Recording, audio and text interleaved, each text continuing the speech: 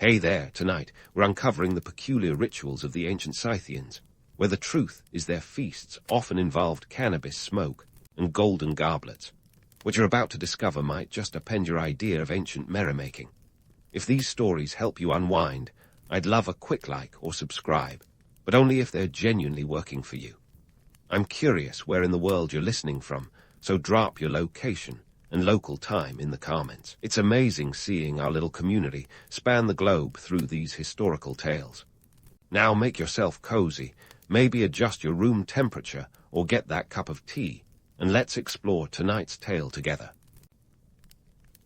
You've just woken up under the vast, open sky of the Eurasian steppes, and you're not alone. Welcome to the world of the ancient Scythians, the original bad boys and girls of the nomadic scene.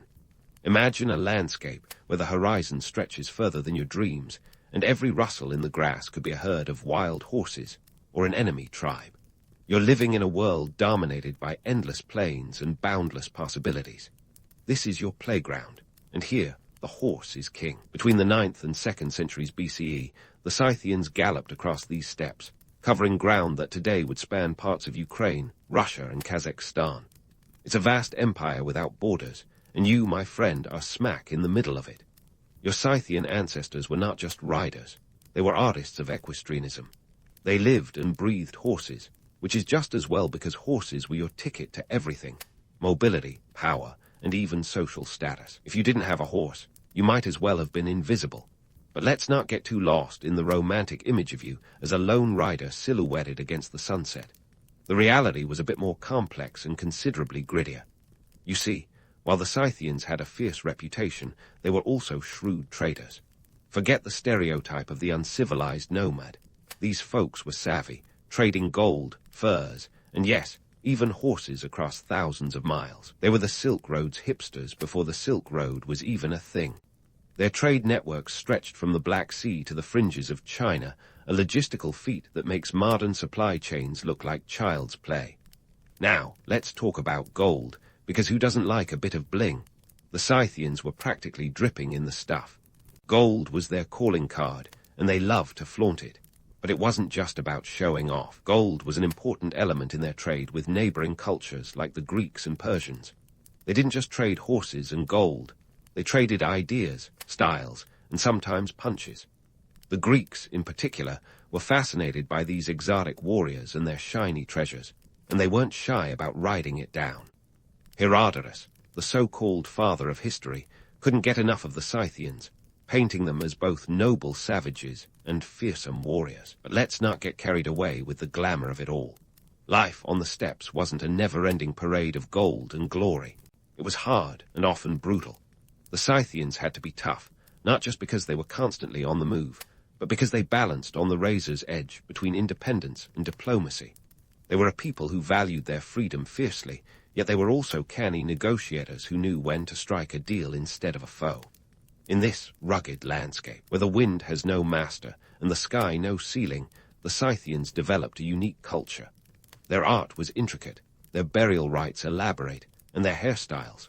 Let's just say they would have raised a few eyebrows at any modern fashion week. They tattooed their bodies, created ornate jewelry, and constructed massive burial mounds called kurgans, which were basically the ancient world's version of a VIP graveyard. These mounds were filled with treasures, weapons, and sometimes even sacrificed horses and servants, because the afterlife, much like life, required a certain entourage. The Scythians weren't just about brute force and shiny objects. They were also storytellers, weaving myths and legends that echoed across generations. Their tales were as wild and untamed as the steppes themselves, full of gods, monsters, and heroic deeds. These stories served as cultural glue, binding the community together and providing a sense of identity in an ever-shifting landscape. While the Scythians were indeed legendary, they were also very much real, and their legacy is etched into the fabric of history. Their influence stretched far beyond their lifetime, impacting cultures long after their golden era faded. They were the architects of a world that balanced on horseback, and their stories remind us of a time when the edge of the world was as close as the horizon, and just as limitless. So saddle up, because this ride through the annals of history is just getting started. Now, let's dive headfirst into the fascinating world of Scythian burial practices, which were anything but your average 6 feet under affairs. You see, for the Scythians, death was just another opportunity to showcase their flair for the dramatic. Enter the Kurgans, those towering tombs that were less about resting in peace and more about making an everlasting statement. These burial mounds could reach up to 20 meters high and sprawl over an area larger than a football field. If you've ever thought about going out in style, the Scythians had you beat by a few thousand years. But these weren't just dirt piles with a penchant for grandeur. Inside the Kurgans, the Scythians buried enough wealth to make even the most blinged-out rapper blush. Gold ornaments, intricate weapons, and lavish goods accompanied the deceased into the afterlife. It was a veritable treasure trove, frozen in time. Why the extravagance, you ask? Well, in the Scythian worldview, your social status didn't stop at death's door. You needed to carry your clout into the afterlife, and what better way to do that than surrounded by the finest goods your tribe could muster? Now, if you think that's extravagant, wait until you hear about the more, shall we say, controversial aspects of these funerary practices. Ancient accounts, particularly from our buddy Herodotus, mention human sacrifice as part of the burial ritual. According to these tales, servants, horses, and sometimes even wives were sent off with the deceased to keep them company in the afterlife. It's the kind of story that makes you question the job security of being a servant in ancient Scythia. But before we go labeling the Scythians as the ultimate bad guys of antiquity, let's pump the brakes and sift through the evidence. Archaeological digs have indeed uncovered kurgans with multiple skeletons, but linking these directly to sacrificial practices is a leap that requires more than just a shovel and a hunch. Some historians argue that these additional burials might have been secondary, added long after the primary occupant had settled into their eternal rest. Others suggest that Herodotus might have had a flair for exaggeration. After all, a little drama goes a long way when you're trying to sell scrolls. The reality is, while human sacrifice might have occurred, it likely wasn't as widespread or as routine as some ancient accounts suggest. It's one thing to imagine a world of ritualistic pomp and circumstance, but another to face the logistical nightmare of constantly finding volunteers for the afterlife entourage. Most kurgans tell a more nuanced story, one where the dead were honored with goods and animals, perhaps symbolizing the passage to another world rather than a literal caravan of souls. Speaking of animals, horses played a significant role in this posthumous party. Many kurgans contain horse skeletons positioned as if ready to gallop into eternity. This wasn't just equestrian enthusiasm, it was deeply symbolic. Horses represented wealth, power, and mobility, everything a Scythian warrior needed both in life and in whatever lay beyond. The inclusion of horses in these burials underscores how integral they were to Scythian identity, their presence in the tombs a testament to a life lived on horseback. Now, you might be wondering why the Scythians went to such lengths with their burials. Was it all about vanity and status? Certainly, that was part of it. But there's more at play here. The Scythians believed in an afterlife that mirrored the living world, a place where status and wealth still mattered. This wasn't just about showing off. It was about ensuring the deceased had everything they needed to continue their existence beyond the grave. In a society where reputation was everything, death was just another stage to maintain that prestige. Let's not forget the economic angle. The construction of kurgans was labor-intensive and resource-heavy, requiring a coordinated effort from the community. It was a way to display collective wealth and power, a statement to outsiders that said, "We're not just surviving, we're thriving." It's akin to building a skyscraper today, a towering testament to prosperity and ambition. So, what do these elaborate funerary practices tell us about Scythian society? For one, they reveal a culture that was deeply invested in the concepts of honor and legacy. These were people who didn't just live life on the edge. They planned for an afterlife that was equally adventurous. The kurgans stand as a testament to a society that valued memory and legacy, where the dead remained a part of the living community through these monumental earthworks.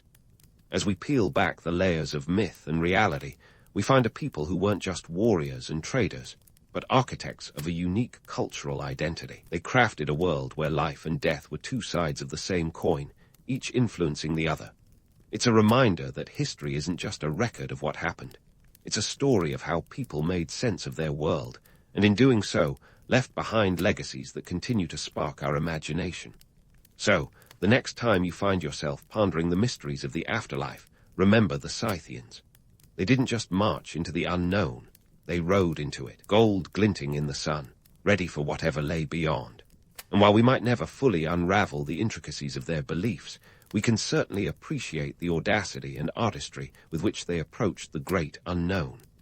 As we continue to unearth the secrets of their world, we find ourselves not just learning about the past, but also reflecting on our own journeys and the legacies we hope to leave behind. So, while the Scythians were busy planning their extravagant afterlife parties, they were also perfecting the art of war. In fact, if you think of the Scythians as history's original multitaskers, you'd be right. They didn't just ride into eternity with gold and horses. They galloped across the battlefields of Eurasia with an arsenal of skills that would make any military strategist sit up and take notice. And the key to their success, that would be the composite bow, an innovation that was to the Scythians what the smartphone is to us today. Transformative, indispensable, and a little bit addictive. Let's break it down. The composite bow was a marvel of ancient engineering, crafted from layers of wood, horn, and sinew. This clever combination allowed it to be both powerful and compact, perfect for use on horseback. With a draw weight that could reach up to 160 pounds, it packed enough punch to pierce armor, yet was small enough to wield while riding at full gallop. In the hands of a skilled Scythian archer, the bow became an extension of the body, capable of raining down a deadly hail of arrows long before an enemy could close the distance. But the Scythians didn't just stop at having killer equipment. They honed their archery skills to near perfection. Imagine being able to shoot arrows accurately while bouncing along on horseback at 30 miles per hour. It's the kind of skill set that would make any Olympic archer green with envy. And this wasn't just for show. It was a lethal combination that turned the Scythians into a mobile nightmare for their enemies. Their ability to strike hard and fast, then disappear into the horizon, left more than a few would-be conquerors scratching their heads and nursing their bruised egos. Of course, it wasn't all about flashy tactics and nifty gear. Behind the Scythians' battlefield prowess lay a deep understanding of the terrain and an uncanny ability to read their opponents. They were masters of hit-and-run tactics, using the vast, open steppes to their advantage. This wasn't just about brute strength. It was about outsmarting the enemy, turning the landscape into a strategic ally. Each raid was a calculated maneuver designed to disrupt, demoralize, and ultimately dominate. Now, let's tackle that romanticized notion of the Scythians as noble savages. The idea paints them as wild, untamed warriors, living in harmony with nature while nobly resisting the encroachment of civilization. It's a nice story, full of drama and allure, but the reality is a bit more grounded. The Scythians were indeed fierce, but they were also pragmatic. Their raids were as much about economic gain as they were about survival. They knew the value of resources, be it grain, livestock, or labor, and they weren't shy about taking what they needed. And let's not forget their strategic genius. The Scythians didn't just plunder aimlessly. They planned meticulously, choosing targets that would yield the most benefit. They understood the power of psychological warfare, using their fearsome reputation to intimidate and destabilize their foes long before a single arrow was loosed. This wasn't just warfare. It was a masterclass in manipulation, where the mere rumor of an impending Scythian raid could send ripples of panic through neighboring lands. But before we paint them as the ultimate bad guys of the steppe, it's crucial to recognize the context in which they operated. The Scythians lived in a world of constant flux, where alliances shifted as easily as the sands. In such an environment, being able to defend and expand one's territory was not just a matter of prestige. It was about survival. Their military prowess ensured they remained a formidable force, capable of defending their way of life against both foreign invaders and internal strife. The myth of the noble savage might be appealing, but the truth is far more interesting.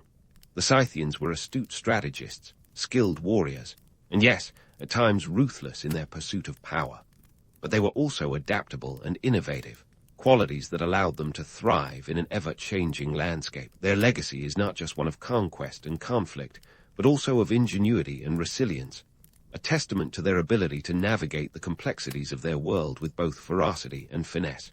So, Whether you imagine them galloping across the steppes with arrows flying or outsmarting their adversaries with uncanny strategy, the Scythians were anything but one-dimensional. They were complex, dynamic, and above all, masters of their destiny. As we continue to unravel their story, we find not just a tale of warriors and warfare, but a deeper narrative of human ingenuity, adaptability, and the relentless pursuit of survival against all odds. Stay tuned, because the Scythians have more lessons to teach, and our journey through their fascinating world is far from over. Now, let's pivot from the battlefield to the banquet hall, or, since we're talking Scythians, perhaps more accurately, the saddle. Because while these warriors were busy mastering the art of war, they were also crafting a cultural tapestry as vibrant and complex as the steppes themselves. It's time to dive into the world of Scythian art and fashion, where gold wasn't just a metal. It was a statement, a language, and occasionally a full-blown conversation starter. First up, jewelry. Forget your run-of-the-mill knickknacks. Scythians decked themselves out in gold that could blind the sun. They didn't just wear jewelry. They wore *art*. Archaeological digs have unearthed intricate pieces, from torques that could double as neck workouts to bracelets that seem to wrap stories around your wrist. And let's talk details. These adornments were often decorated with depictions of animals, stags, panthers, griffins, rendered in such lifelike poses you'd half expect them to leap off and start a wildlife documentary. Why all the bling, you ask? Well, in Scythian society, gold was more than just showbiz sparkle. It was a marker of status, a gleaming badge of honor that set the elites apart from the commoners. And in a world without Instagram, what better way to show you're a big deal than by wearing a fortune around your neck? But here's where we scratch the surface and find a deeper story. These pieces weren't just for flaunting. They were symbols of power and protection, believed to hold mystical properties. Think of them as the ancient equivalent of a security system, warding off evil spirits and nosy neighbors alike. Now, let's switch from jewelry to textiles, because the Scythians didn't stop at gold when it came to fashion. Picture textiles so vivid you'd think they were woven from the very colors of the steppe. These weren't just clothes. They were wearable canvases, embroidered with patterns that told tales of battles, hunts, and the everyday drama of nomadic life. The craftsmanship was top-notch, with dyes so bright they could rival a modern-day color palette, thanks to natural ingredients like madder root and indigo. But don't be fooled by the glamour. These textiles were as functional as they were fabulous. In the harsh climate of the Eurasian steppes, clothing was a matter of survival. A Scythian didn't just wear a tunic. They wore a second skin, layered and tailored to shield against the elements. And those elaborate designs, they weren't just for show. Patterns often denoted tribal affiliation, acting as a kind of wearable family crest. It was fashion that made statements, loud, clear, and occasionally political.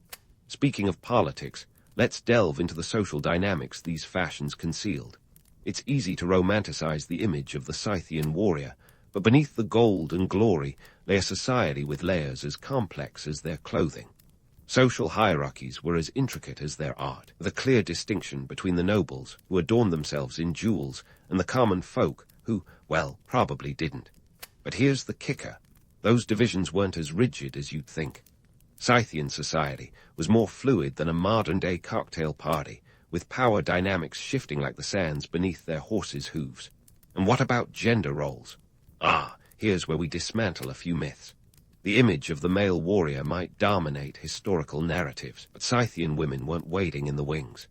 Archaeological evidence, including burial sites where women were laid to rest with weapons and armor, suggests that some women fought alongside men. These weren't just token warriors. They were leaders, decision-makers, and yes, fighters, shattering the stereotype of the passive ancient woman with the precision of a Scythian arrow. But before we get too carried away with this vision of a gender-egalitarian utopia, let's pump the brakes. While some women wielded weapons, others wielded influence through more traditional means. The roles of Scythian women were diverse, ranging from warrior to weaver, but they were always integral to the social fabric, a tapestry as varied and colorful as their textiles. This brings us to another point worth pondering, the romanticized image of the Scythian warrior as a lone, rugged individualist. The reality, a bit more nuanced. Scythian society was communal, with an emphasis on clan and tribe. Decisions were made collectively, and power wasn't about one person's might, but the strength of the group. It's a reminder that even in a world where individual prowess was celebrated, community was king, a lesson as relevant today as it was on the steppes. So, what do these artifacts and art pieces tell us about the Scythians? They reveal a society that was as complex as it was colorful, where art and clothing were more than just adornments. They were expressions of identity, power, and belief. The Scythians weren't just warriors. They were artists, storytellers, and innovators, crafting a legacy that went beyond the battlefield. As we peel back the layers of gold and textiles, we find a culture that defies easy categorization. The Scythians were a people of contradictions, blending pragmatism with artistry, ferocity with finesse. They remind us that history is never black and white, but a kaleidoscope of colors and stories, each as vibrant as the last. So as we continue our journey through Scythian history, let's keep our eyes open for the threads that weave their story, a tale as enduring as the artifacts they left behind. And remember, we're not done yet. There's more to uncover, more myths to bust, and more truths to reveal about this enigmatic people. Stay tuned, because the best is yet to come. Now, let's steer our historical time machine from the world of Scythian fashion back to a broader horizon, one where the Scythians weren't just the stars of their own show, but key actors on a much grander stage. Their interactions with the Greeks and Persians. Oh, these were not your everyday neighborly chats over a picket fence. Picture high-stakes diplomacy, cultural exchanges, and the occasional clash that could rival any blockbuster showdown. Let's start with the Greeks, those lovers of philosophy, drama, and the occasional cheeky amphora of wine. When the Greeks first encountered the Scythians, around the 7th century BCE, it was like meeting an alien species. Imagine if astronauts landed on Mars and found it inhabited by hyper-intelligent, horse-riding beings decked in gold. The Greeks were captivated, and not just because the Scythians could shoot arrows backward while riding full tilt. These nomads were both a mystery and a marvel, wrapped in an enigma and occasionally a leopard's skin. Herodotus, everyone's favorite ancient gossip columnist, historian, couldn't get enough of them. He painted the Scythians as noble savages, a people free from the soft comforts of civilization and toughened by the harsh realities of the steppes. According to him, the Scythians were a paradox, both barbaric and virtuous, a living contradiction that was irresistible to a Greek mind keen on exploring the fringes of the known world. But let's not be fooled by the romanticized lens. The Greeks' fascination wasn't purely academic. It was economic and strategic. The Scythians were the gatekeepers of the trade routes that connected the Greek world to the riches of the East. In essence, they were the toll booth operators of the ancient Silk Road. And what's more, they were willing to trade not just goods but ideas. Greek pottery found its way to Scythian lands, while Scythian art and motifs influenced Greek designs. It was cultural osmosis, a symbiotic relationship where both sides left their mark on each other. The Greeks taught the Scythians about democracy and drama. The Scythians taught the Greeks about survival and the fine art of making a composite bow. Now, enter the Persians. If the Greeks were intrigued by the Scythians, the Persians had a more complex relationship. Let's call it a love-hate dynamic with a side of strategic chess. The Persians, under Darius I, attempted to conquer the Scythians in 513 BCE. Picture this: a mighty Persian army, about 700,000 strong, marching into Scythian territory, only to face an enemy who fought like shadows. The Scythians used scorched earth tactics, retreating into the vastness of the steppe, leaving nothing for the Persian army to capture or consume. It was guerrilla warfare avant la lettre, and it left Darius with nothing but frustration and a few very tired soldiers. But beyond the battlefield, the Persians and Scythians found common ground. They shared a mutual respect, and sometimes even alliances against common foes. This wasn't just about survival. It was about power dynamics in a region where alliances could shift faster than a Scythian galloping across the plains. The Scythians served as both a buffer and a bridge between Persia and the northern territories, a role that granted them strategic importance beyond their martial prowess. Fast forward a few centuries, and the Scythian legacy is not just a footnote in someone else's history. Their influence persisted, even as they themselves faded from the forefront. The Greeks and Persians weren't just passing acquaintances. They were conduits through which the Scythians' culture and innovation spread. The Scythian composite bow, for example, became a staple in Persian and later Hellenistic armies, a testament to its enduring effectiveness. And what of their image? Over time, the Scythians morphed in the collective imagination from the fearsome warriors of the steppes to figures of legend. Medieval Europe borrowed from ancient accounts, romanticizing the Scythians as noble savages, a trope that would persist into modern times. Yet, the reality was far more nuanced. These were people who defied easy categorization, blending the roles of warrior, trader, diplomat, and artist with a fluidity that modern society might find enviable. Their societal structures, too, have left a mark. The Scythians practiced a form of decentralized power, where leadership was often based on merit and charisma rather than hereditary right. This kind of proto-democracy, where the strongest and most capable led, might have influenced later political systems, even if indirectly. Their emphasis on community and collective success resonates with modern ideas about leadership and governance, reminding us that even in the harshest environments, cooperation often trumps brute force. So, what do we take away from the Scythians' storied existence? They remind us of the resilience and adaptability inherent in human nature.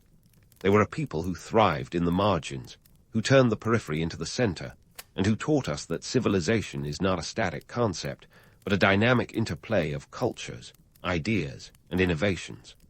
Their story is a testament to the power of connectivity, to the bridges we build across time and space, and to the enduring legacy of those who dared to live on the edge of the known world. As we wrap up this whirlwind tour through Scythian history, let's not forget the larger lesson they impart. History isn't just a series of events. It's a complex tapestry woven from the threads of countless lives, each contributing to the pattern in ways both seen and unseen. The Scythians, with their blend of myth and reality, remind us that the past is never truly past. It echoes in our present, shaping our understanding of who we are and where we're headed. So, the next time you hear the rustle of the wind or see the horizon stretch endlessly before you, think of the Scythians, those enigmatic riders of the steppes. They lived their lives in motion, forever between worlds, leaving behind a legacy that continues to captivate and inspire. And in doing so, they invite us to reflect on our own journeys, urging us to embrace the unknown with courage, curiosity, and a touch of audacity. Because much like the Scythians, we're all travelers at heart, navigating the vast and boundless landscape of history with hope and determination. Cleopatra's life began not as a glamorous saga of seduction and power, but as a chapter in the chaotic family drama that was the Ptolemaic dynasty. Born in 69 BCE, she was plunged into a world where backstabbing was as common as a Nile flood, and familial loyalty was as rare as snow in Alexandria. Her father, Ptolemy Roman XII, often lovingly referred to as Orleats, or the flute player, was a ruler whose governance skills were as questionable as his musical talents. He managed to get himself exiled twice, which is no small feat even in the tumultuous world of ancient Egyptian politics. Cleopatra's early years were a crash course in survival. She learned quickly that in the Ptolemaic family, you were either playing the game or getting played. But she wasn't just a player, she was a prodigy. While most kids were busy making mud pies, Cleopatra was diving deep into mathematics and rhetoric. She wasn't just memorizing multiplication tables. She was gearing up to charm some of Rome's most influential figures with her intellect. Imagine a teenager today mastering calculus and public speaking to prep for a future in international diplomacy. That's Cleopatra for you, minus the tick-tock dances. But let's not skip the family drama just yet. Cleopatra had siblings, 5 to be exact, and their relationships could make a soap opera look tame. Her brother, Ptolemy Roman XIII, would later become her co-ruler and, spoiler alert, her adversary. The sibling rivalry was less about who got the last piece of cake and more about who got to sit on the throne without needing to look over their shoulder constantly. The Ptolemaic family gatherings were less pass the gravy and more pass the dagger. Now, Cleopatra is often remembered for her linguistic prowess, having reportedly spoken at least 9 languages. While most rulers relied on translators, she spoke directly to her subjects in their native tongues, which was a rare and invaluable skill. In a world where language barriers could be as daunting as the Sahara, Cleopatra was like the ancient equivalent of Google Translate, minus the awkward misinterpretations. This linguistic talent wasn't just a party trick. It was a strategic asset that allowed her to communicate effectively with a diverse population, and later with those charming Roman leaders. Speaking of strategic assets, let's talk about the logistical nightmare that was ruling Egypt. Cleopatra inherited a kingdom that was more of a fixer-upper than a turnkey palace. The Ptolemaic dynasty, despite its Greek origins, was ruling over an Egyptian populace that wasn't exactly thrilled about their foreign overlords. Add to this the fact that Egypt was the breadbasket of the Mediterranean, and you've got a recipe for constant unrest. The stakes were high. If the grain shipments to Rome were delayed, you could expect some serious side-eye from your Roman pals. Cleopatra had to be both a diplomat and a logistics manager, ensuring that the Nile's bounty flowed smoothly to Rome while keeping her own people in check. And let's debunk a myth while we're here. Cleopatra wasn't just sashaying around in gold and eyeliner, lounging on a barge. She was deeply involved in the administration of her kingdom. In fact, she was the first Ptolemaic ruler who bothered to learn Egyptian, which might explain why she was more popular with the locals than her predecessors. She was a polyglot, a scholar, and a shrewd politician, all wrapped up in a package that history would later romanticize beyond recognition. The political atmosphere of Cleopatra's Egypt was like a never-ending episode of Game of Thrones, minus the dragons, but with all the intrigue. The Ptolemaic dynasty was a Hellenistic import that had ruled Egypt since the days of Alexander the Great, and they maintained power through strategic marriages and alliances.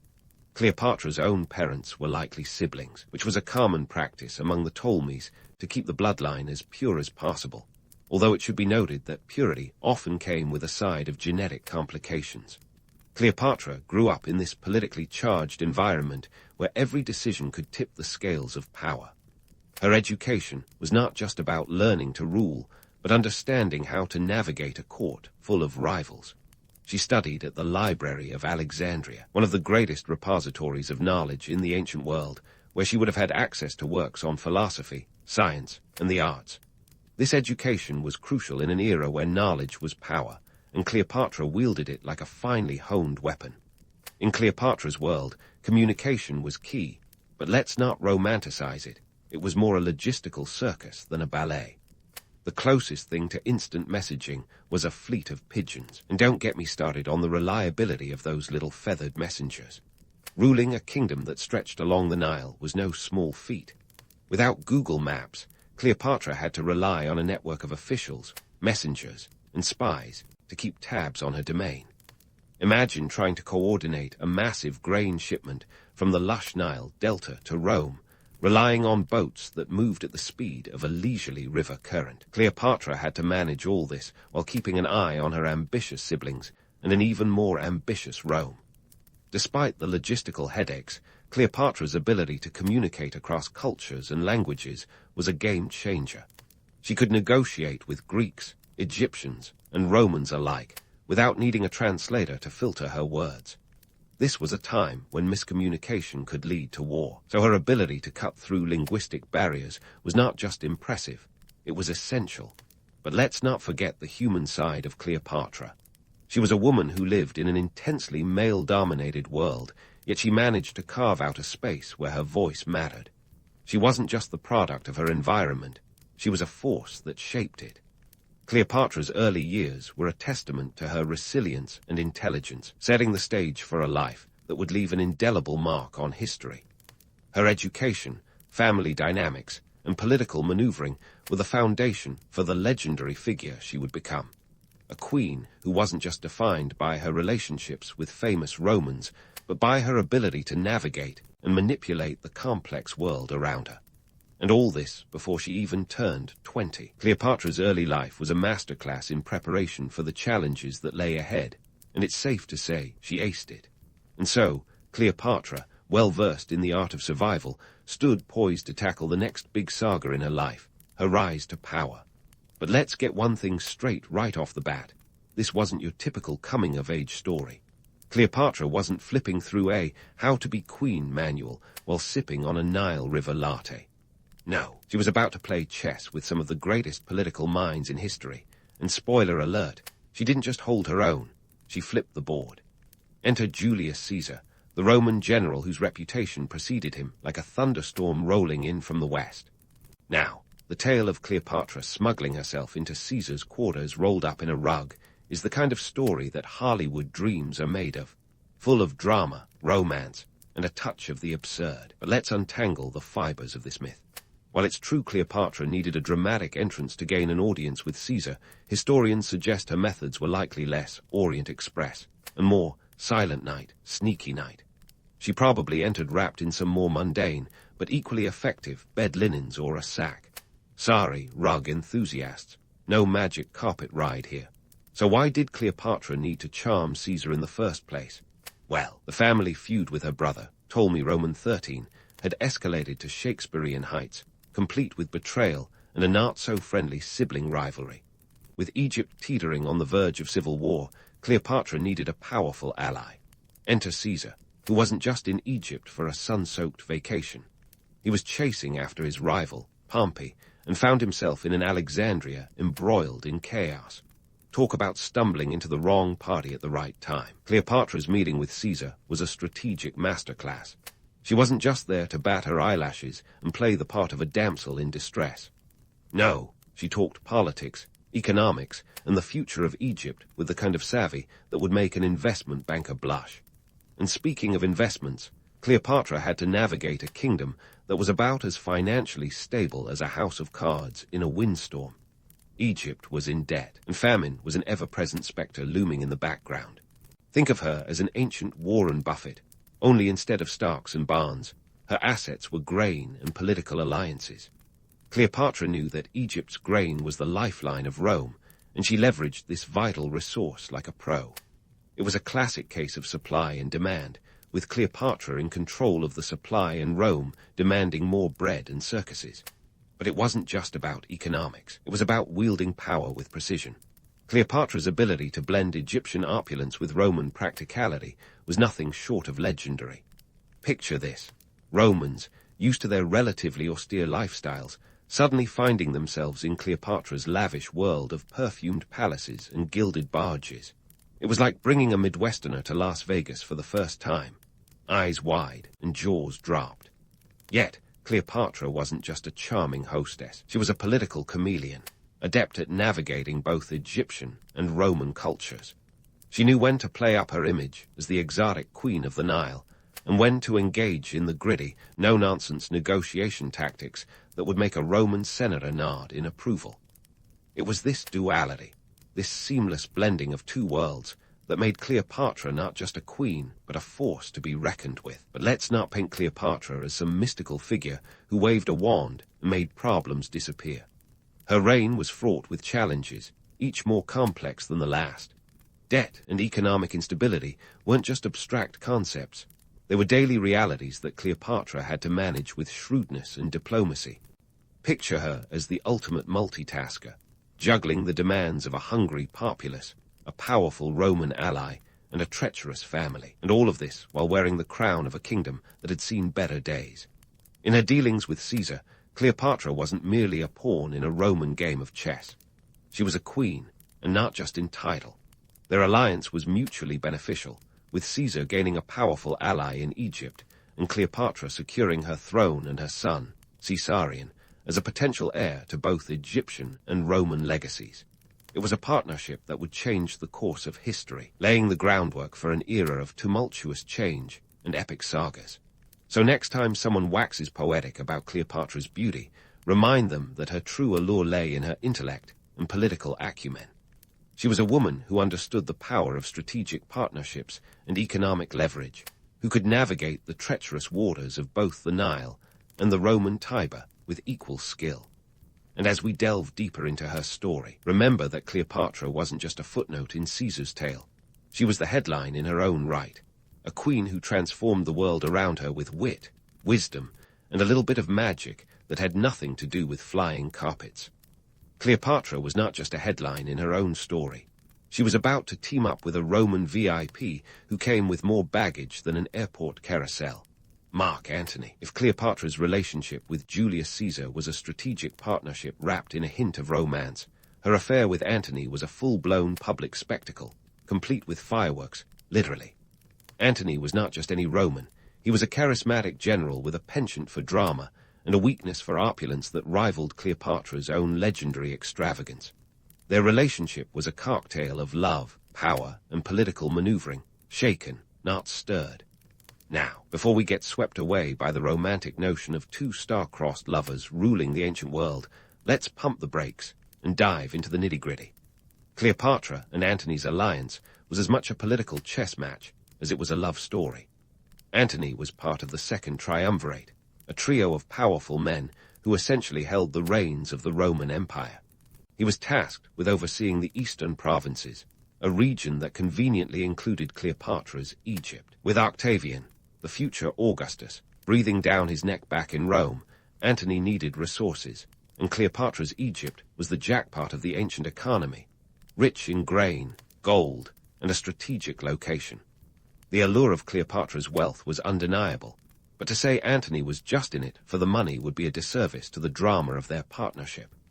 The couple's first meeting in Tarsus in 41 BCE was reportedly an event to remember. Cleopatra didn't just saunter in. She arrived on a ship decked out like the goddess Aphrodite, surrounded by attendants dressed as cupids, with incense perfuming the air. It was less about subtlety and more about making a statement. "Hello, Antony. Welcome to my world." And it worked. Antony was smitten, not just with Cleopatra's charm, but with the political possibilities she represented. Their relationship wasn't all moonlit strolls along the Nile. It was a power couple partnership, each bringing their own assets to the table. Cleopatra offered financial support and military resources, while Antony provided the Roman muscle. Together, they were the original power couple, with a penchant for one-upmanship that would make even the Kardashians blush. The infamous Donations of Alexandria in 34 BCE is a prime example. Picture this: a grand ceremony where Antony and Cleopatra bestowed vast swaths of territory upon their children, including regions like Cyprus and Cilicia. It was a bold move, essentially drawing a line in the sand and announcing to the world, "This is ours, and we're not asking for permission." But were their hearts truly in sync, or was this just a strategic play? The truth likely lies somewhere in between. Antony was a man of action, often impulsive, and Cleopatra was a shrewd strategist who knew how to play the long game. Their relationship was a blend of personal affection and mutual necessity.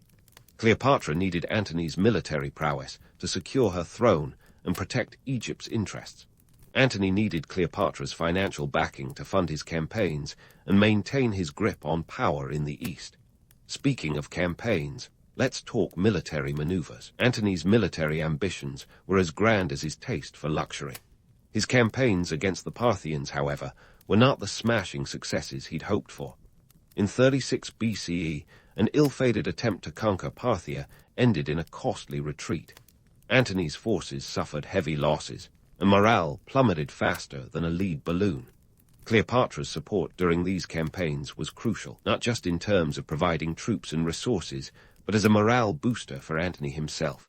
She was his confidante and ally, a steady presence amid the chaos of war. Their lavish lifestyle was not just a frivolous indulgence, it was a political tool. The opulence of their court was a statement of power and prosperity. Cleopatra and Antony hosted grand banquets, with tables groaning under the weight of exotic dishes and wine flowing freely. These displays were not just for show.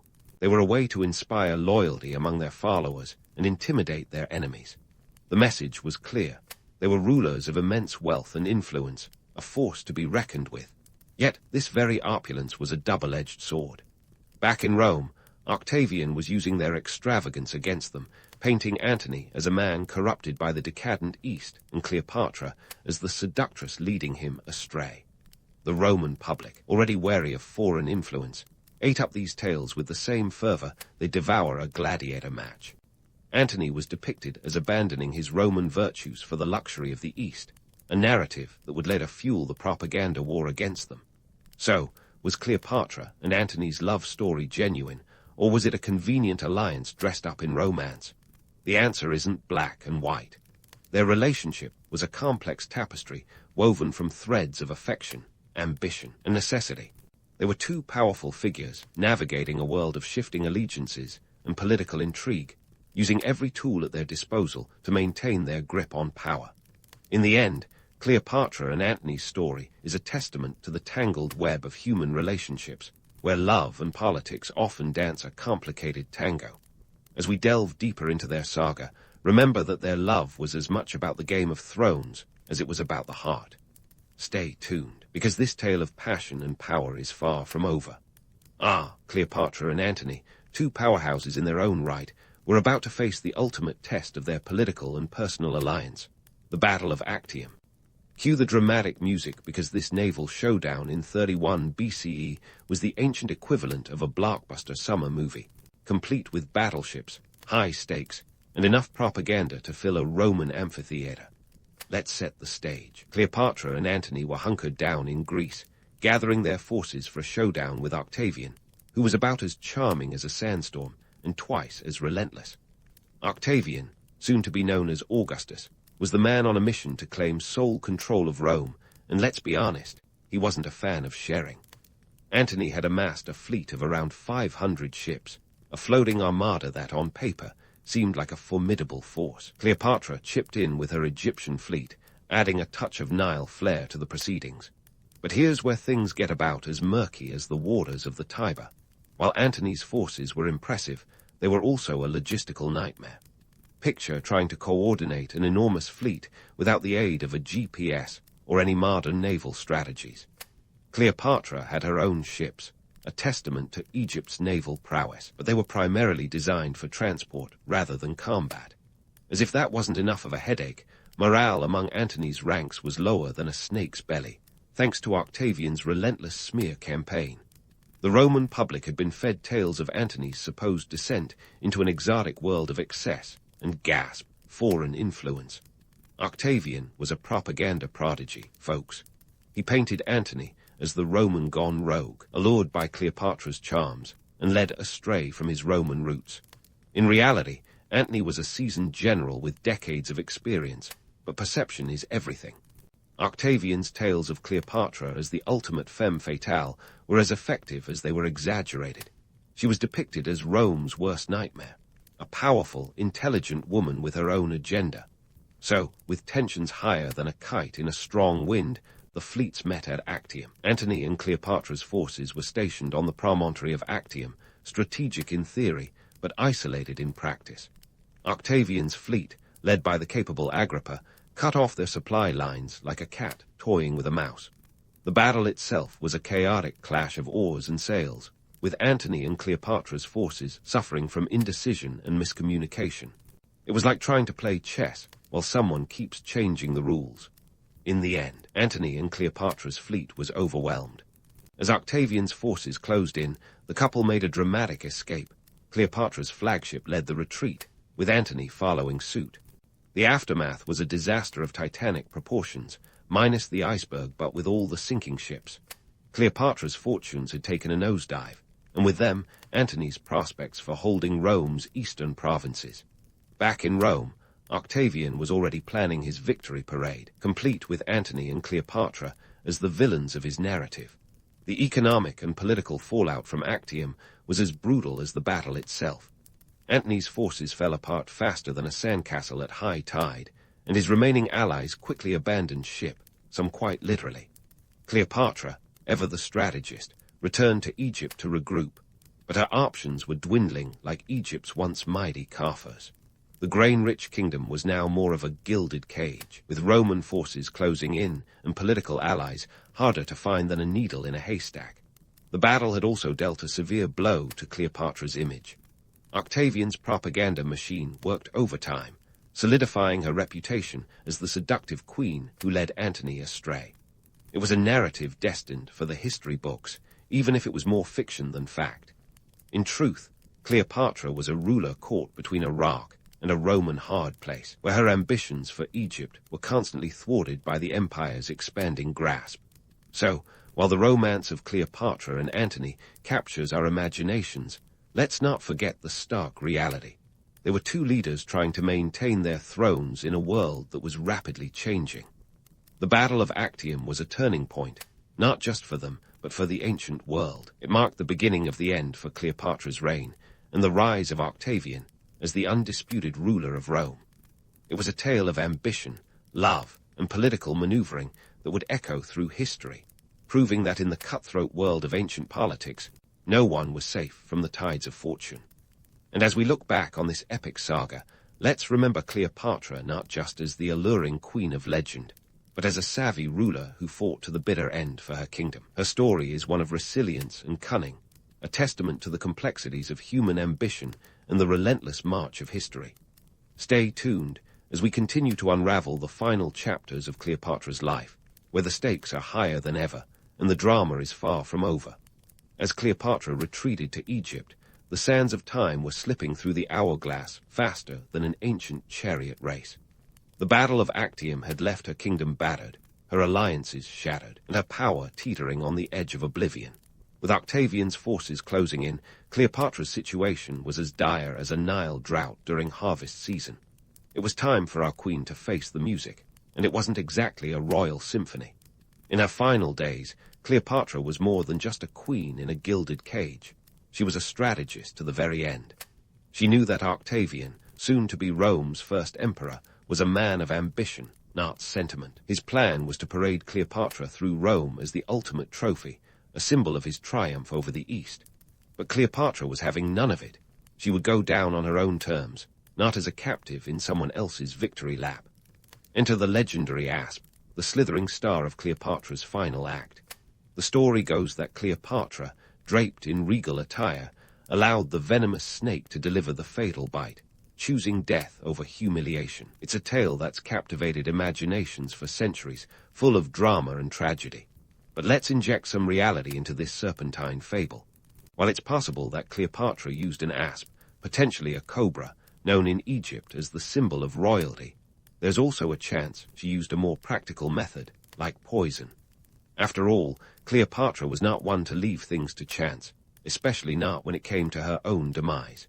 Despite the romanticized imagery, the end of Cleopatra's life was a poignant reminder of the harsh realities of political power. She was a ruler who understood the stakes, and her decision to end her life was as calculated as any political maneuver she'd orchestrated. As for the asp, whether it was fact or fiction, it became a symbol of her defiance, her final act of rebellion against the inevitable. Cleopatra's death marked not only the end of an era for Egypt, but also the beginning of Rome's imperial domination. With her passing, the Ptolemaic dynasty crumbled, and Egypt became just another province in Rome's ever-expanding empire. Octavian, now Augustus Caesar, wasted no time in consolidating his power. He annexed Egypt, turning its wealth into the backbone of his new regime.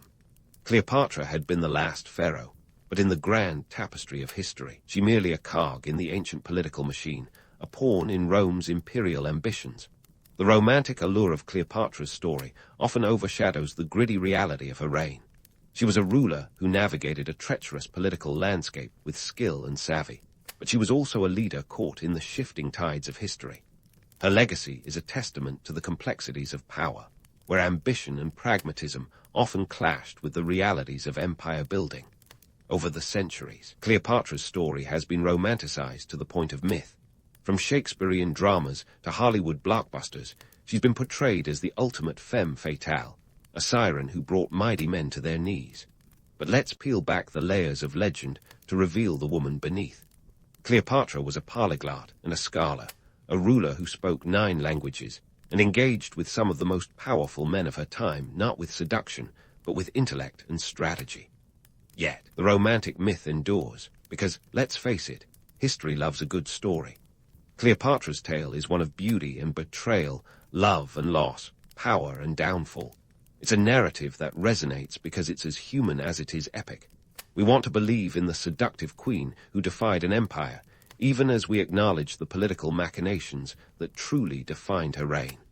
Imagine what Cleopatra would think of her Hollywood portrayals, from Elizabeth Taylor's iconic performance to the countless other adaptations that have graced the screen. Would she laugh at the melodrama, or would she appreciate the power of her enduring legacy? Perhaps a bit of both. Cleopatra was, after all, a master of image and perception, a queen who understood the power of narrative long before it became a buzzword in modern media. In the end, Cleopatra's story is a tapestry of myth and reality, a saga that continues to captivate us because it speaks to the timeless dance of power and identity. Her life was a complex mosaic of ambition, intellect, and resilience, a testament to the enduring allure of one of history's most enigmatic figures. As we close the book on Cleopatra's tale, let's remember her not just as a queen who fell for Roman generals, but as a ruler who fought for her kingdom with every ounce of her formidable spirit. And so, as the curtain falls on Cleopatra's life, we are left pondering the legacy of a woman who was far more than the sum of her legends. She was a force of nature, a ruler who played the game of thrones with the best of them and left an indelible mark on history. Cleopatra may have been the last pharaoh, but her story is far from over. It lives on, a testament to the power of narrative and the eternal quest for glory. In the bustling heart of the Aztec Empire, where the air was as thick with politics as it was with the smell of corn tortillas, life was an elaborate game of social chess. Picture the Aztec social hierarchy as a colossal pyramid. No, not the kind with hidden rooms and booby traps, but one where your spot on the steps determined whether you were calling the shots or just carrying them out. At the top stood the Tlatoni, the king, who was part political powerhouse, part religious rock star. Think of him as the ultimate influencer, but instead of Instagram followers, he had warriors and priests hanging on his every decree. Now, let's talk numbers. The Aztec Empire boasted a population of around 5 to 6 million people by the early 16th century, with Tenochtitlan, the capital, housing about 200,000 souls. This was no small feat considering London at the time was a sleepy town of roughly 50,000. The Tlatoni ruled over this complex society like a maestro conducting a symphony where every class had its part to play. Below the Tlatoni were the Pippleton, the noble class. These were the folks who had the luxury of worrying about things like ornate feathered headdresses and gold jewelry, rather than where their next meal was coming from. They were the top dogs in the social kennel, holding positions as judges, priests, and military leaders. But don't let the glamour fool you. Their lives were a perpetual balancing act of power, loyalty, and avoiding the sharp end of a political coup. Talk about a high-stakes career path. Then there were the Macehualtin, the commoners who made up the vast majority of society. They were the backbone of the empire, the ones who tilled fields, crafted goods, and paid tribute to keep the whole Aztec machine running. Imagine being a farmer in charge of producing enough maize to feed thousands, all while knowing that a bad harvest could mean your head on the proverbial chopping block. Literally. It's enough to make anyone reconsider their career in agriculture. But life wasn't all doom and gloom for the everyday farmer. The Aztec social structure was surprisingly mobile. If you played your cards right, you could climb the social ladder faster than you can say Quetzal feather. Military service was a popular route for upward mobility. A commoner who captured enemies in battle could earn the right to join the ranks of the Eagle and Jaguar warriors. This was like winning the Aztec version of America's Got Talent. Only instead of a recording contract, you get land, honor, and maybe even a shot at marrying into nobility. Of course, the Aztecs weren't handing out participation trophies. Social advancement required bravery, skill, and a knack for not getting killed.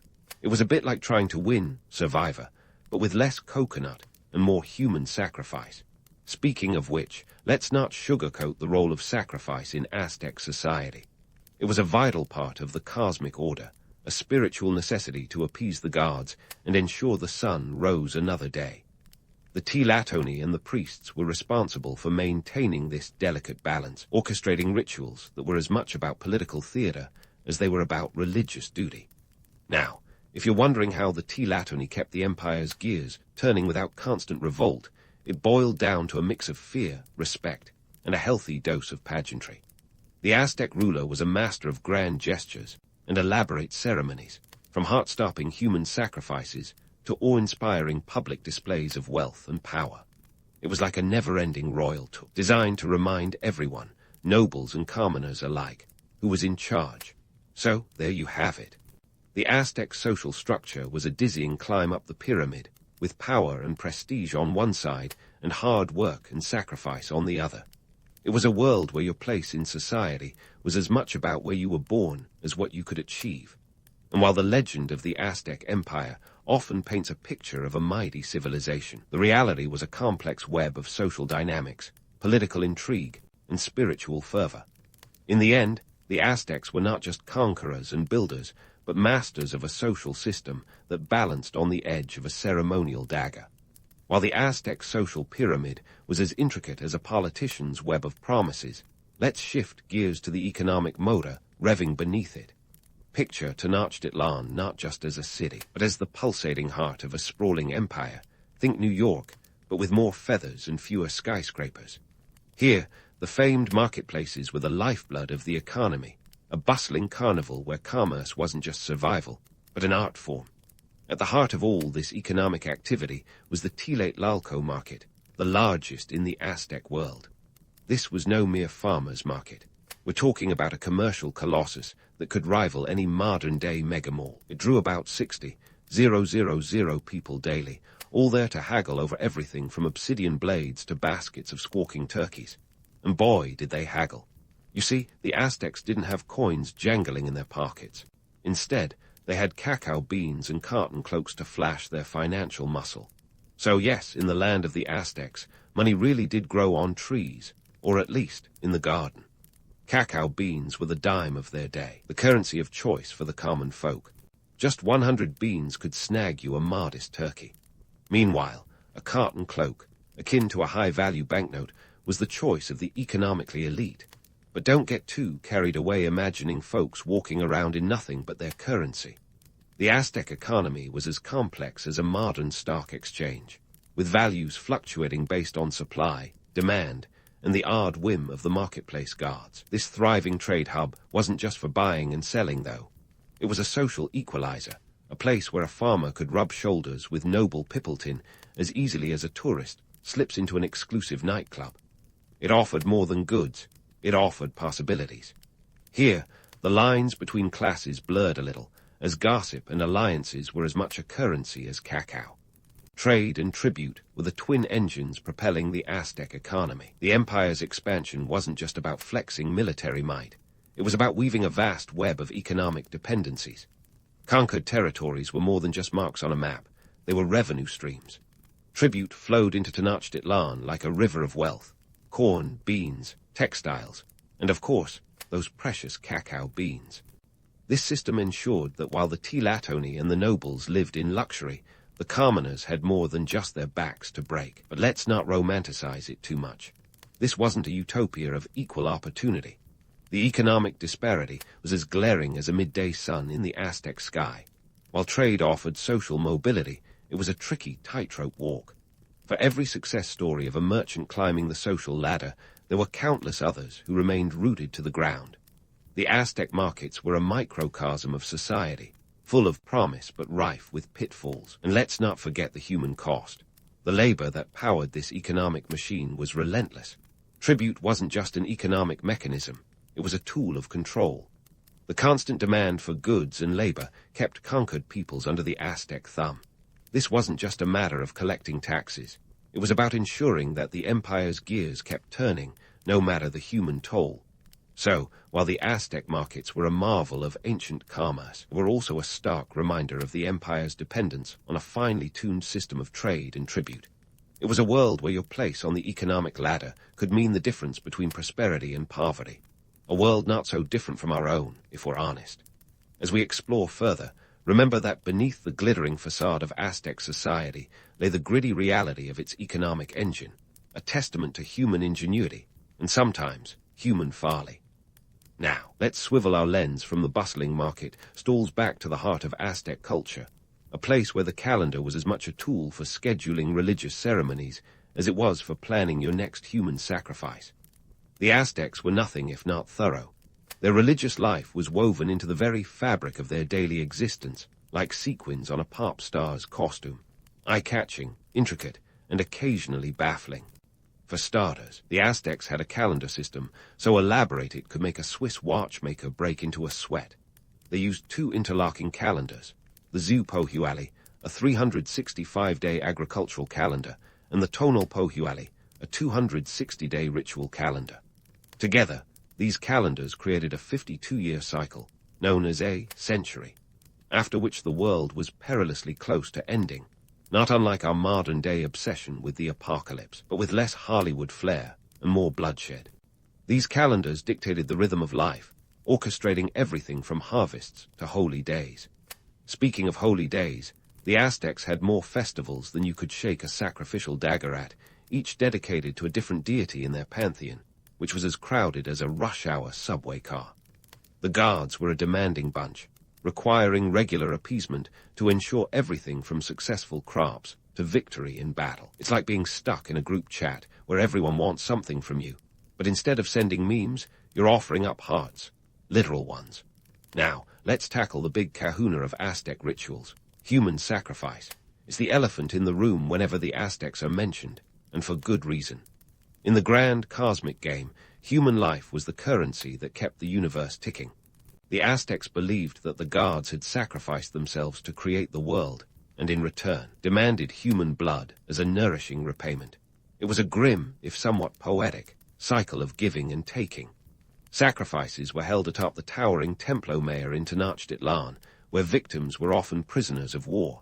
And here's where the Aztec flair for drama really shone through. The ceremony itself was a theatrical display, complete with ritual costumes and chanting priests. Victims were laid on a stone slab, and their hearts were removed with a precision that would impress even the most hardened surgeon. But let's not romanticize it. This was brutal, and for the victims, decidedly terminal.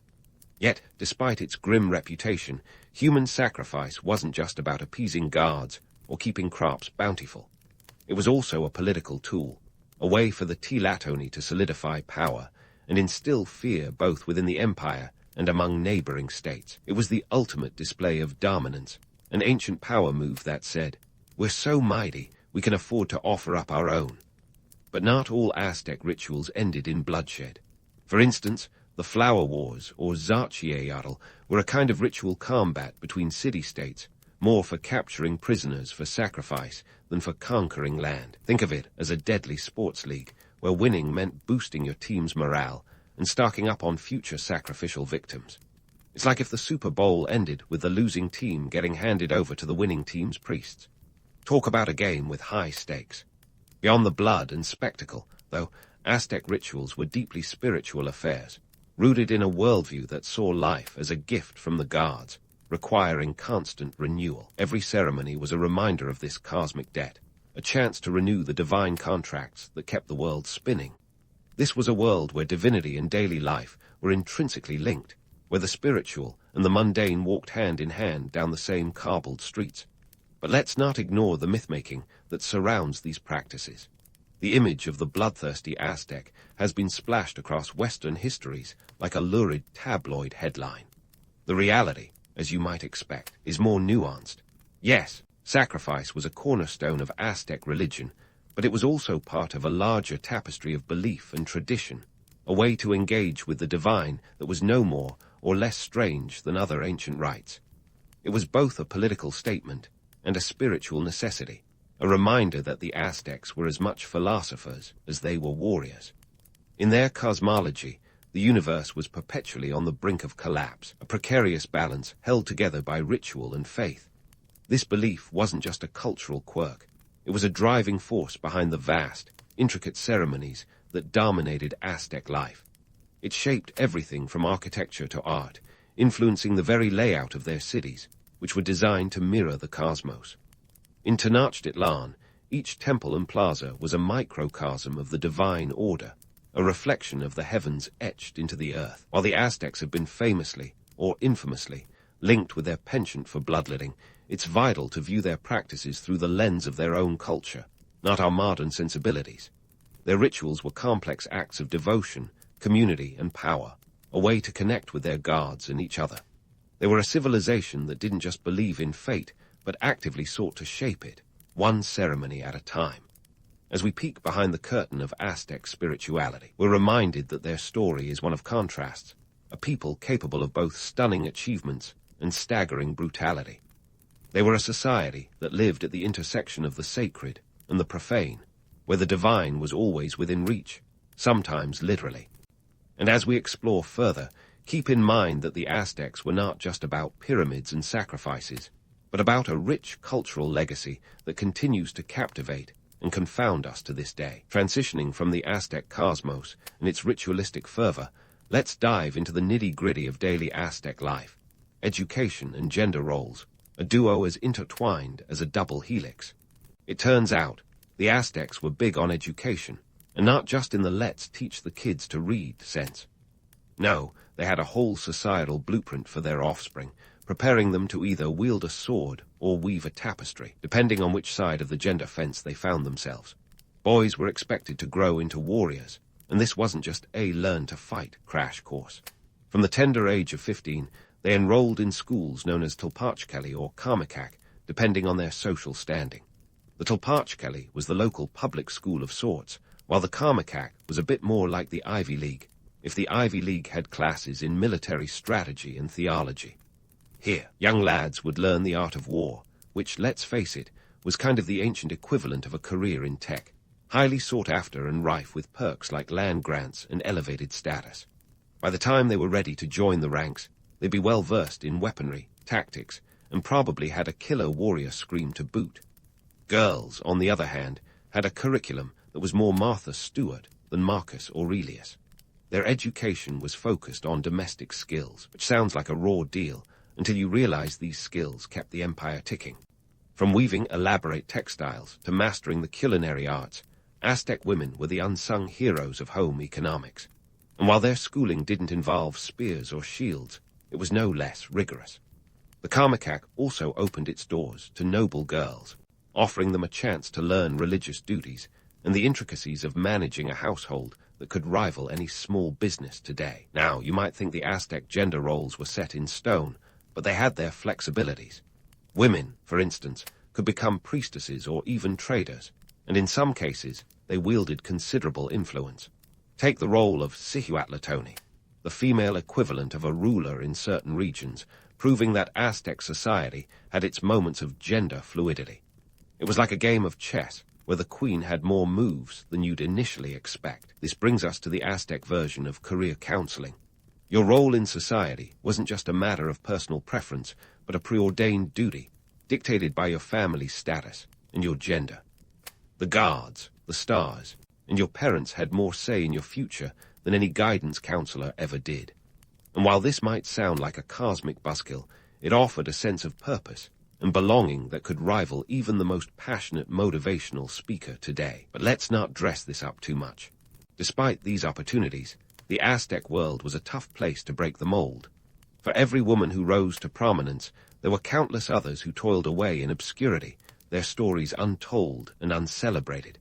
Likewise, boys who didn't quite fit the warrior mold faced a future as a mere cog in the empire's vast machine. It was a society that could be as rigid as it was vibrant, where stepping out of line wasn't just frowned upon, it was virtually unheard of. Yet, in this structured world, there was a strange kind of order, a balance of duties and roles that kept the Aztec society humming along like a well-oiled machine. Education was the key to this balance, a way of ensuring that every citizen knew their part in the great cosmic play. It was less about personal enlightenment and more about preparing individuals to contribute to the empire's grandeur. As we explore further, remember that while the Aztecs might seem distant in time, their societal challenges echo our own. They wrestled with questions of identity, purpose, and the role of education in shaping both. Theirs was a world where destiny was both a birthright and a burden, a reminder that even in the most structured of societies, the human spirit still sought to find its own path. And as we peel back the layers of this ancient civilization, we see not just the stone and gold of their monuments, but the flesh and blood of the people who built them, each with a story as rich and complex as the empire they served. But let's not get too comfortable in the glow of Aztec ingenuity, because here come the Spanish, like the world's most unwelcome pop-up ad, promising everything and delivering chaos. In 1519, Hernán Cortés, a man with a penchant for gold and a flair for drama, arrived on the shores of Mexico. Cortés was the kind of guy who'd show up at a party, rearrange the furniture, and then claim he was doing everyone a favor. Armed with horses, steel, and a dubious sense of destiny, he set his sights on Tenochtitlan, the heart of the Aztec Empire. Now, let's not sugarcoat the Aztec-Spanish encounter as just a clash of cultures. It was more like a high-stakes game of Risk, only the stakes were very real. Cortés had about 600 men, 16 horses, and a handful of cannons, hardly a force to conquer an empire of millions. But the Aztecs, led by the Tlatoni Moctezuma Roman II, were dealing with their own set of cosmic insecurities. They'd been hearing tales of pale-skinned guards returning from the east, and Cortés fit the bill a little too well for comfort. Moctezuma, caught between prophecy and reality, decided to play nice with the Spaniards, welcoming Cortés into Tenochtitlan in November 1519. This was like inviting a fox into a henhouse, except the fox also brought guns. The meeting of two worlds was as surreal as you'd imagine, with Moctezuma showering Cortés with gifts and the Spaniards eyeing the city's wealth like kids in a candy store. The relationship between the Aztecs and the Spaniards was a volatile cocktail of diplomacy and deceit. Cortés, a master of manipulation, soon took Moctezuma hostage in his own palace, essentially holding the city at ransom. This power play might seem audacious, but it was all part of Cortés' charm or ruthless ambition, depending on your perspective. By the time the Spaniards were done playing guest to the Aztecs' host, things had gone decidedly sour. In 1520, tensions boiled over in an event known as the Massacre at the Festival of Tlaxcatl, where the Spaniards, fearing a plot, attacked the Aztec nobility during a religious ceremony. This was a crucial turning point, akin to setting off fireworks in a library, spectacular but disastrous.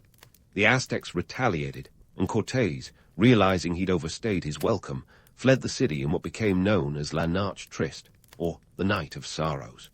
The Spaniards barely escaped with their lives, leaving behind a trail of chaos and destruction. But if you thought the Aztecs would simply shrug off the Spanish intrusion, think again. Cortés regrouped, forging alliances with rival indigenous groups like the Tlaxcalans, who had their own grievances against the Aztecs. Armed with these new allies, and a determination as steely as their swords, the Spaniards laid siege to Tenochtitlan in 1521. Over the course of several brutal months, the once great city was reduced to rubble, a shadow of its former glory. It's easy to paint the fall of Tenochtitlan as the inevitable triumph of European technology and tactics over indigenous tradition. But let's not forget the silent killer that played a starring role, smallpox. The disease, brought over by the Spaniards, wreaked havoc among the Aztec population, decimating their numbers and morale. By the time the Spaniards marched into the city, it was a ghost town, its former vibrancy snuffed out by the invisible hand of disease. With the fall of Tenochtitlan, the mighty Aztec Empire crumbled, its intricate social structure collapsing like a house of cards. The Spanish conquest wasn't just a military victory, it was a cultural earthquake that forever altered the landscape of the Americas. The Tlatoni, once a figure of divine authority, was no more, and the complex web of Aztec society unraveled in the face of Spanish colonial rule. Yet, in the aftermath of this historical tragedy, the resilience of Aztec culture shines through. The legacy of the Aztecs endures in the vibrant tapestry of modern Mexico, from the Nahuatl words that pepper the Spanish language to the festivals that echo ancient traditions. The Aztec spirit, like a tenacious weed, persists despite the upheaval, a testament to the enduring power of culture. In the grand scheme of history, the fall of the Aztec Empire serves as a cautionary tale about the perils of power and the fragility of civilization. It reminds us that even the mightiest empires can crumble, undone by forces beyond their control. But it also highlights the resilience of the human spirit, the capacity to adapt and endure even in the face of overwhelming odds. As we draw this journey through the Aztec world to a close, let's reflect on the lessons this ancient civilization offers to our own. The Aztecs were masters of adaptation, innovators in their time who created a society that was as complex as it was captivating. Their story is a reminder that history is not just a series of dates and events, but a tapestry woven from the lives and aspirations of countless individuals. In the end, the Aztecs were not just a people of pyramids and sacrifices. but a civilization of dreamers and doers, their legacy a poignant reminder of the beauty and brutality of human endeavor. As we look back on their rise and fall, we're reminded that history, like the Aztec calendar, is a cycle of creation and destruction, a dance of destiny that continues to shape the world we live in today. In the rolling hills of 13th century Italy, where the landscape was as dramatic as the politics, a boy named Thomas Aquinas was born into a world that couldn't decide if it wanted to be pious or pugnacious. At a time when folks were still seriously debating whether to eat tomatoes or throw them at witches, Thomas was the youngest of 8 in a family that had the same number of kids as a modern-day minivan has seats. Born in 1225 in Rarcesca, a place whose name sounds like a sneeze but is actually a quaint Italian town, Thomas's arrival was less about divine intervention and more about his family's ambitious plans. They envisioned him swinging a sword, not wielding a pen. But as it turns out, young Thomas had other plans. Now, the Aquinas family wasn't your average crowd. They were like the medieval equivalent of a power family in a soap opera, minus the melodrama. Okay, maybe with a little melodrama. His dad, Landulf of Aquino, was a knight. That's right, a full-on, armor-clad, jousting kind of knight. And if you think your family reunions are awkward, try being the kid who wants to talk theology at the dinner table while the rest of the family is discussing who's got the sharpest lance. Thomas was shipped off to the nearby abbey of Monte Cassino when he was just 5 years old. Monte Cassino wasn't just any abbey. It was the Harvard of medieval monk schools. The idea was that Thomas would get a top-notch education, one that would eventually catapult him into a prestigious ecclesiastical career, preferably as the abbot of Monte Cassino itself. But spoiler alert, Thomas had about as much interest in running an abbey as a cat has in taking a bath. By the time Thomas hit adolescence, he was already showing signs of being more of a thinker than a fighter, which in 13th century Italy was about as popular as a rainstorm at a wedding. His family, keen on keeping him on their chosen path, wasn't thrilled with his growing interest in the Dominicans, a new order of mendicant friars who took vows of poverty and were basically the minimalist monks of their time. The Dominicans were all about living simply, which was the complete opposite of the Aquinas family's lavish lifestyle. And here's where it gets juicy. Thomas's brothers, in a move that could easily make it into a medieval soap opera, kidnapped him. Yes, you heard that right. They kidnapped their own brother to prevent him from joining the Dominicans. They might have thought they were staging a rescue mission, but it was more like a medieval intervention. They held him captive for over a year, trying every trick in the book to change his mind. From locking him up in a family tower to attempting to tempt him with women, they threw everything at him except the kitchen sink. But Thomas, with all the stubbornness of a cat ignoring a new toy, refused to budge. Legend has it that they even sent in a prostitute to seduce him, hoping he'd abandon his religious aspirations. Thomas, ever the clever one, chased her off with a burning log. Talk about a dramatic exit. Eventually, his family realized that Thomas was more mule-headed than a medieval mule, and they released him. He promptly joined the Dominicans, much to their dismay. It was a classic case of, if you love something, set it free. If it comes back, it was meant to be. If it doesn't, well, it's probably off joining a religious order. Thomas's determination was as solid as the stone walls of the abbeys he would later frequent.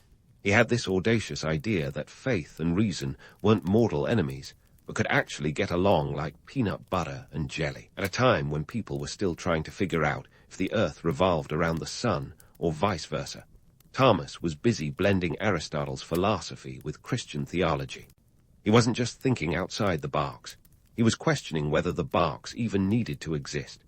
His family's ambitions for his military career were dashed, but Thomas's intellectual pursuits would eventually make him one of the most influential philosophers in Western history. In a world where swords were often more persuasive than sermons, Thomas Aquinas had the audacity to believe that truth could be found in both faith and reason. And if that's not a plot twist worthy of a blockbuster, I don't know what is.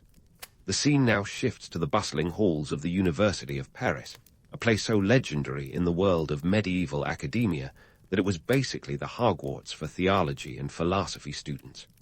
Here, Thomas Aquinas was about to make his mark in a way that would leave the intellectual world reeling. And by reeling, I mean clutching their manuscripts in both awe and confusion. At this esteemed institution, where the air was thick with the scent of ink and the sound of quill scratching on parchment, Thomas wasn't the loudest voice in the room. Quite the opposite, in fact. They called him the Dumb Ox, nickname that would have felt like a high school bully's taunt if it weren't for the fact that it was surprisingly affectionate. You see, Thomas was a man of few words, preferring to let his mind do the talking. And yet, when he did speak, his words carried the weight of 1,000 oxen.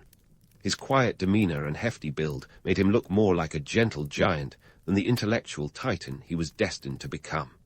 But behind those calm eyes was a brain that was working overtime, juggling Aristotle's philosophies like a circus act, and sometimes dropping them just to see what would happen. Now, let's talk Aristotle. This Greek philosopher was the intellectual equivalent of a spicy meme in the medieval world, controversial, widely circulated, and capable of causing a social media meltdown if Twitter had existed back then. Aristotle's works had only recently made their way into Western Europe, thanks to those busy little bees, the Islamic scholars, who preserved and translated his texts. This was the academic equivalent of discovering a secret stash of chocolate in a diet camp. The church wasn't quite sure what to do with Aristotle's ideas, and many scholars treated his works like hot potatoes. Enter Thomas Aquinas, who decided to juggle these philosophical potatoes with an ease that left others astounded. In the University of Paris, the intellectual wrestling matches weren't just metaphors, they were practically sporting events. Scholars would gather in lecture halls not unlike gladiators in an arena armed with rhetoric and ready to clash over the big questions. What is the nature of God? Can reason coexist with faith? Is the earth really round? Okay, maybe not the last one, but you get the picture.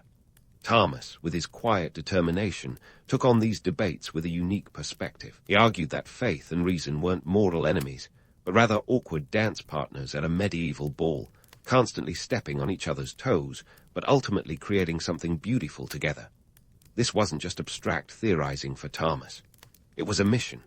He believed in a universe where divine truth and logical reasoning could coexist, much like peanut butter and jelly, or cats and laser pointers.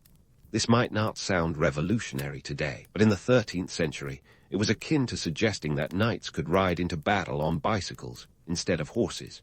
For Thomas, faith was the divine revelation that illuminated the path, while reason was the torch that helped you navigate it without tripping over your own feet.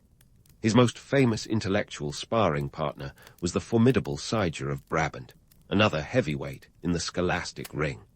Siger was a proponent of double truth, the idea that philosophical truth and religious truth could be entirely separate.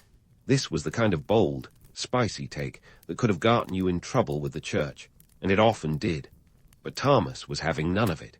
He argued passionately that truth was singular and that any apparent contradictions were just puzzles waiting to be solved by the sharp-minded and the faithful-hearted. This was no mere academic exercise, folks. The stakes were high, and the debates often got as heated as a medieval kitchen in July. To give you a sense of the economic backdrop, the University of Paris wasn't just a center of learning. It was a thriving hub of commerce and power.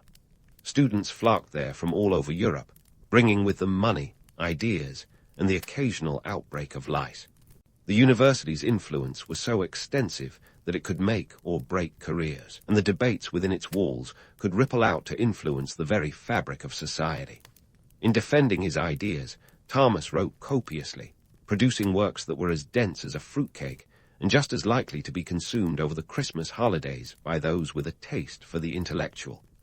His magnum opus, the Summa Theologica, was a massive undertaking, kind of like the Game of Thrones of theological scholarship, but with fewer dragons and more angels on the head of a pin. This encyclopedic work tackled everything from the nature of God to the ethics of war, and it became the go-to reference for theologians for centuries to come. But let's not forget the human side of Thomas. Despite his towering intellect, he was known for his humility and kindness, traits that were about as common in the cutthroat world of medieval academia as a unicorn in a jousting tournament. His fellow scholars might have been rivals, but Thomas treated them with respect and a genuine desire to seek the truth together. This was a man who could have been insufferable, given his talents, but he chose to be approachable instead. Thomas's approach to faith and reason was like a breath of fresh air in a room full of musty old scrolls. He didn't see the need to sacrifice one for the sake of the other. Instead, he saw them as two sides of the same coin, a coin that, when flipped, always landed on the side of truth. And while not everyone agreed with him, his ideas planted seeds that would grow into the Renaissance and beyond. In a world where the line between heresy and genius was often as thin as a monk's sandal strap, Thomas Aquinas walked a tightrope with the grace of a seasoned performer. His intellectual contributions were like a beacon lighting the path for future scholars, and his legacy is a testament to the power of a mind that dared to think outside the confines of its time.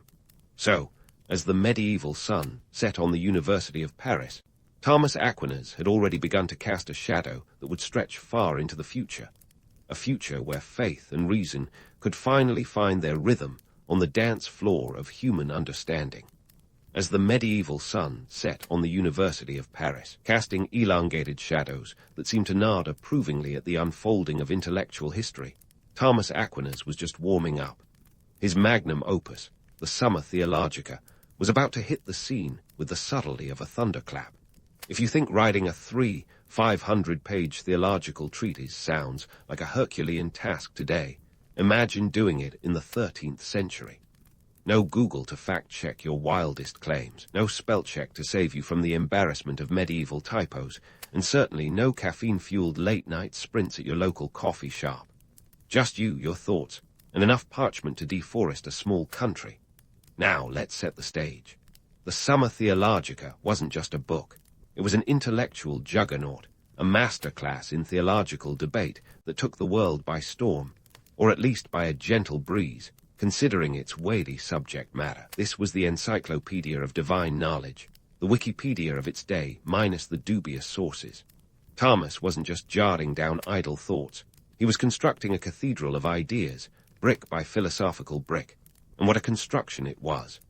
This colossal work tackled everything from the existence of God to the intricacies of morality, a theological buffet that left no question unturned.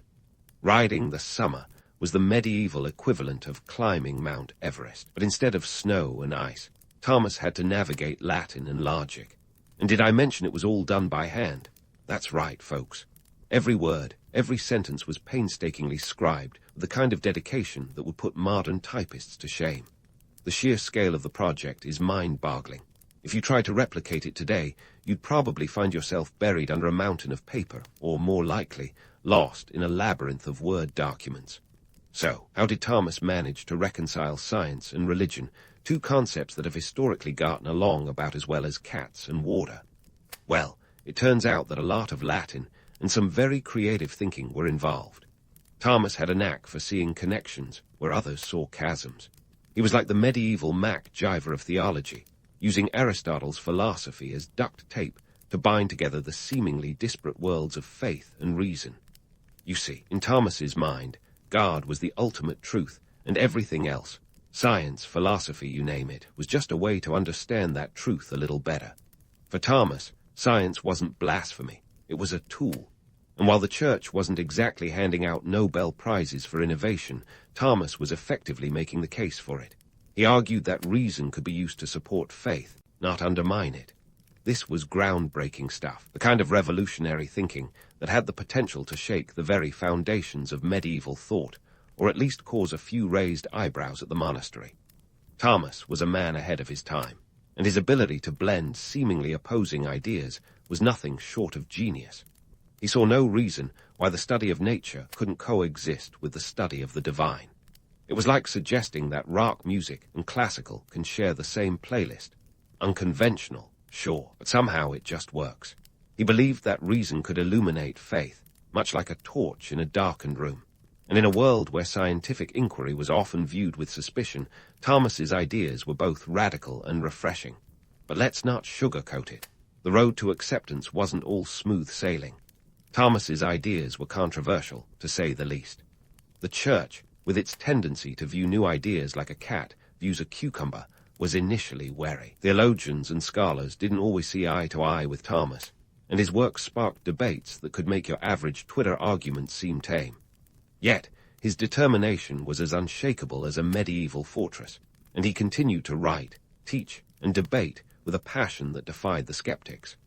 One of the most remarkable aspects of Thomas's work was his ability to address complex questions with clarity and precision. He didn't just ask, "Does God exist?" He explored how and why, dissecting the question with the meticulousness of a medieval surgeon, minus the blood and leeches. He provided 5 proofs for the existence of God, known as the Quinque, each a masterpiece of logical reasoning. In doing so, he transformed what could have been an abstract theological exercise into a tangible framework for understanding the divine. And then there was his exploration of ethics and morality.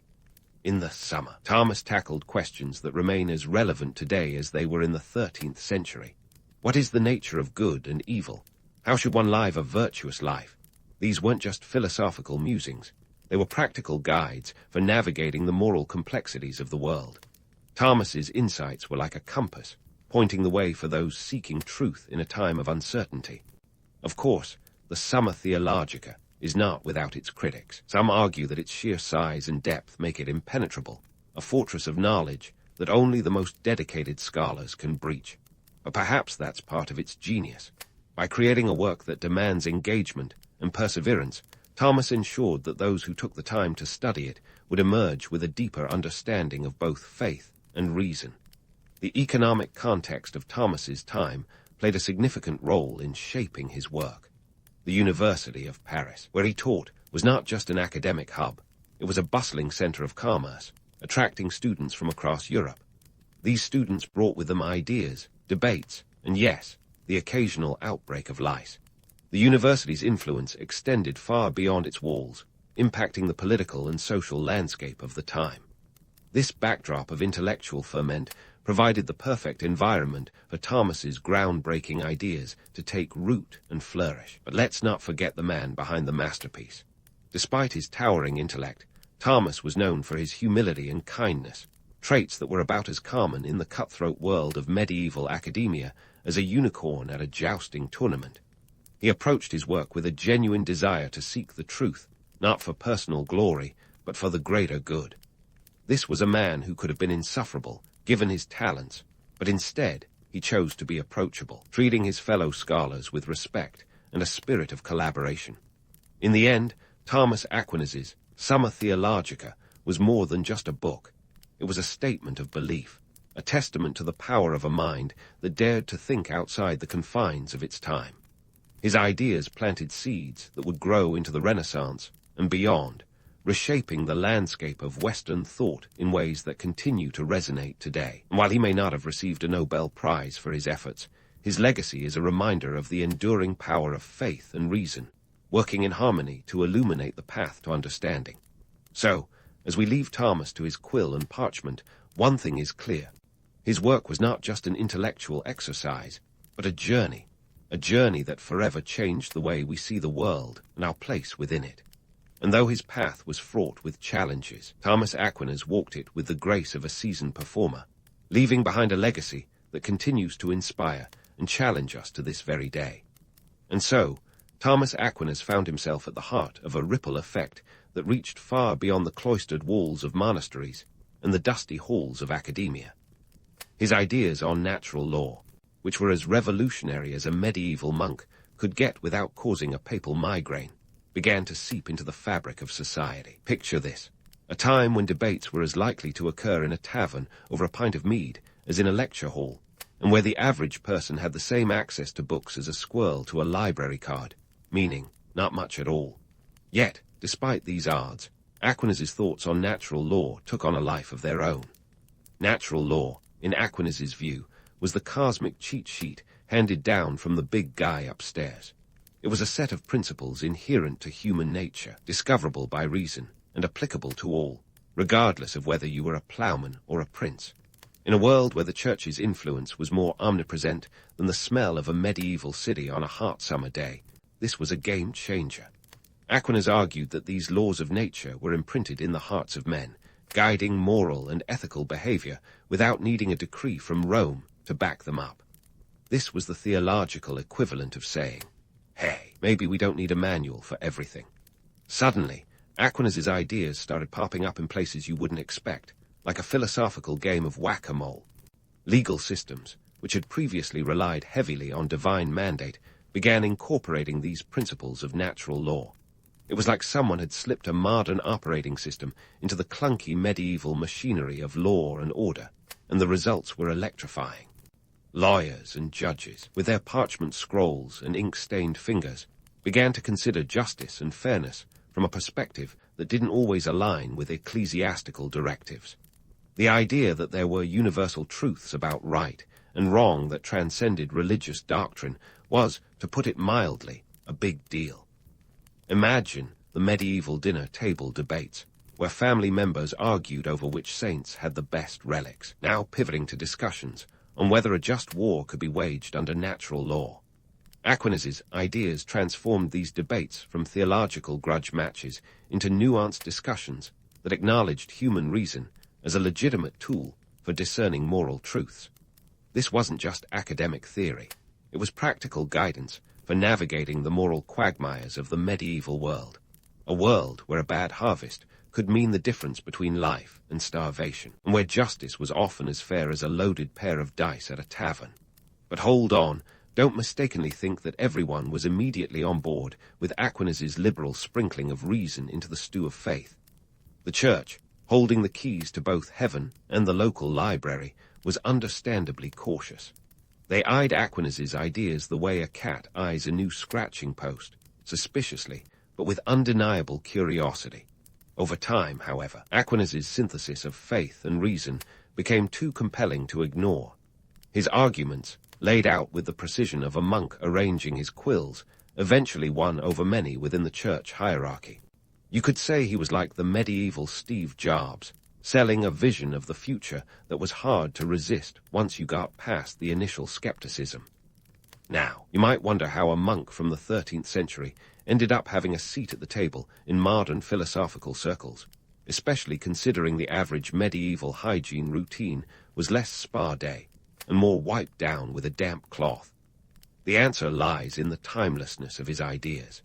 Aquinas' work didn't just speak to the concerns of his time.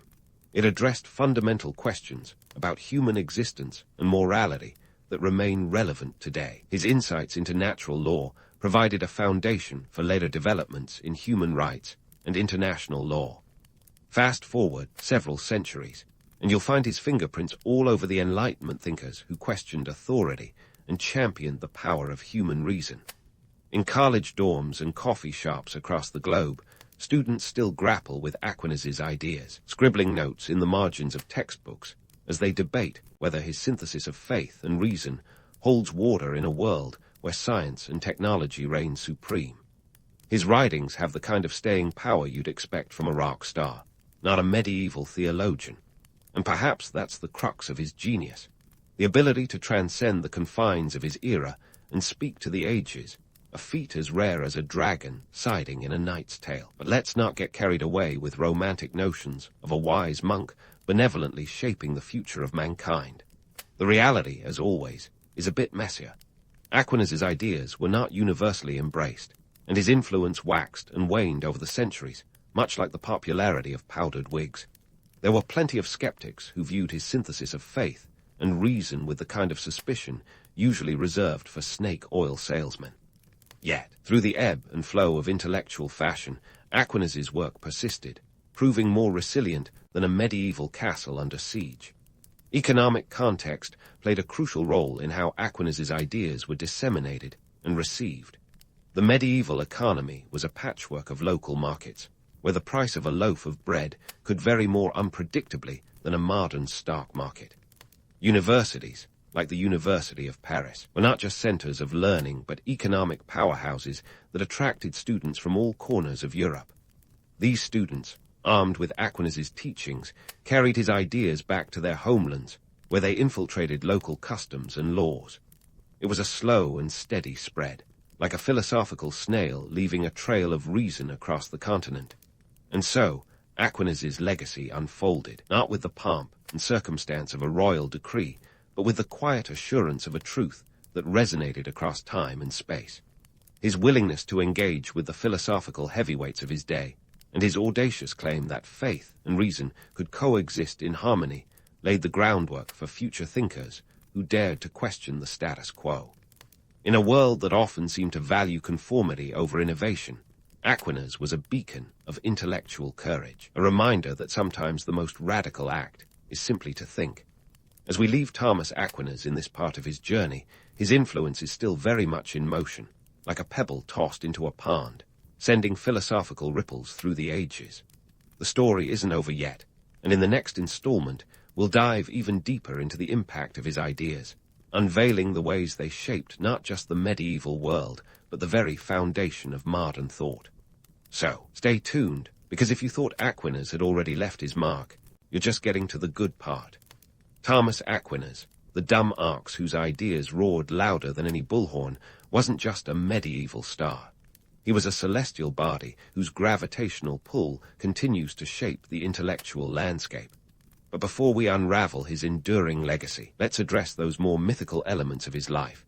Because what's a historical figure without a little legend sprinkled in, right? First up, levitation. Yes, you heard that right. There are stories that Thomas Aquinas, in the throes of spiritual ecstasy, floated above the ground like a helium balloon at a medieval fair.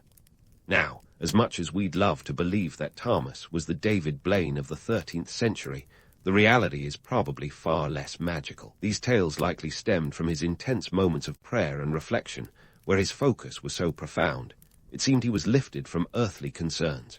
It's classic medieval PR. Nothing grabs attention like a little divine defiance of gravity. But hey, if you've ever felt so engrossed in thought that you lost track of time and space, you might relate to how these stories took flight. Next, let's debunk the idea that Thomas was a lone genius, a solitary monk scribbling away in a candlelit cell. While he was undoubtedly brilliant, his work was a collaborative effort fueled by the intellectual ferment of the University of Paris. This was an institution where debates were as common as bread and cheese, and Thomas wasn't shy about engaging with his fellow scholars. He absorbed ideas like a sponge, wringing them out into his own unique synthesis of faith and reason. So, while he might be the face on the intellectual Mount Rushmore of the Middle Ages, the mountain was built on the backs of countless thinkers. Now, let's talk legacy. Because Thomas didn't just leave behind a stack of parchment. He left an intellectual inheritance. Declared a doctor of the Church in 1567, over 290 years after he shuffled off this mortal coil, his ideas became the bedrock of Catholic doctrine. His feast day even landed on January 28th, marking the calendar for those who like their saints, with a side of scholastic rigor. But the real kicker, Thomas was canonized in 1323, a mere 49 years posthumously, a fast track to sainthood that makes even the speediest of modern influencers rise to fame look sluggish. Thomas's blend of faith and reason became a philosophical double helix, intertwining in ways that defied the simplistic binaries of his time. His belief that truth could be grasped through both divine revelation and human intellect was revolutionary, like suggesting that cats and dogs could not only coexist, but thrive together. In a world where the lines between science and religion were often drawn in the sand with a very firm stick, Thomas's ideas provided a bridge, a sturdy, intellectual suspension bridge, capable of supporting the weight of both faith and skepticism. Fast forward to today, and Thomas's influence is as pervasive as Wi-Fi signals in a coffee shop. His work laid the groundwork for modern natural law theory, which has been pivotal in shaping contemporary human rights and international law. The notion that there are universal moral principles applicable to all humans, irrespective of culture or creed, echoes through legal systems around the globe. It's a testament to Thomas's vision that his ideas remain relevant in a world where truth can often feel as elusive as a cat in a room full of rocking chairs. Yet, while we celebrate Thomas the thinker, it's crucial to remember Thomas the man. Known for his humility and kindness, he was a gentle giant in a world that often prized power over compassion. In an age where intellectual debates could be as cutthroat as the political intrigues of a royal court, Thomas defied the trend. He engaged with opponents not with vitriol, but with respect, embodying the very principles of charity and understanding that he espoused in his writings. It's a reminder that behind every great mind is a beating heart, one that seeks not only knowledge but connection. Economically, Thomas's era was one of transformation. The burgeoning universities of Europe were not just centers of learning, but engines of economic activity, drawing students and scholars from all corners of the continent. The intellectual exchanges that took place within these institutions were matched by economic exchanges in the bustling markets surrounding them. In this environment, Thomas's ideas were both shaped by and contributors to a dynamic tapestry of scholastic and economic development. His work resonated beyond the ivory towers, influencing the very structures of society and governance. As we wrap up this whirlwind tour through the life and legacy of Thomas Aquinas, it's clear that his impact transcends the dusty halls of medieval academia. His synthesis of faith and reason remains a beacon for those navigating the complexities of the modern world, where truth is often stranger than fiction and just as multifaceted. In an era of rapid technological advancement and shifting cultural paradigms, Thomas's legacy challenges us to seek balance, to embrace both the spiritual and the rational, the eternal and the empirical. So, as we close the book on Thomas Aquinas, remember this. Beneath the robes of the philosopher, behind the pages of the theologian, was a man who dared to dream of a world where faith and reason danced in harmonious rhythm, a world where truth was not a battleground but a shared pursuit, open to all who dared to seek it. And in this pursuit, Thomas Aquinas remains not just a figure of history, but a guide for the ages. Amelia Earhart didn't exactly burst onto the aviation scene like some divinely anointed pilot. Nope, she was more like a curious cat who got caught up in the world's first real hype about flying machines. Born in 1897 in Atchison, Kansas, Amelia's early years were less about soaring through the skies and more about navigating a family that could best be described as delightfully chaotic. Her father, Edwin, was a railroad lawyer with a knack for losing jobs, while her mother, Amy, encouraged her daughters to be adventurous, not just in playing dress-up with tea sets. Young Amelia spent her childhood climbing trees, hunting rats with a rifle, and collecting frogs, all excellent pilot training activities, right? But here's the kicker. She was actually terrified of flying at first.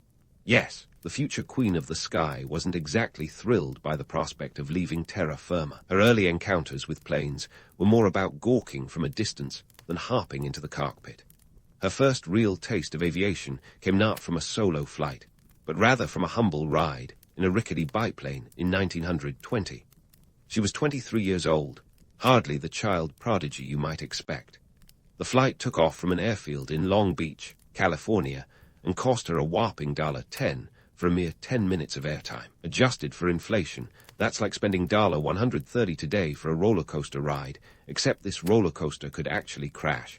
But somewhere in those brief moments above the earth, Amelia felt something shift. It wasn't instant love with aviation, but the spark was there.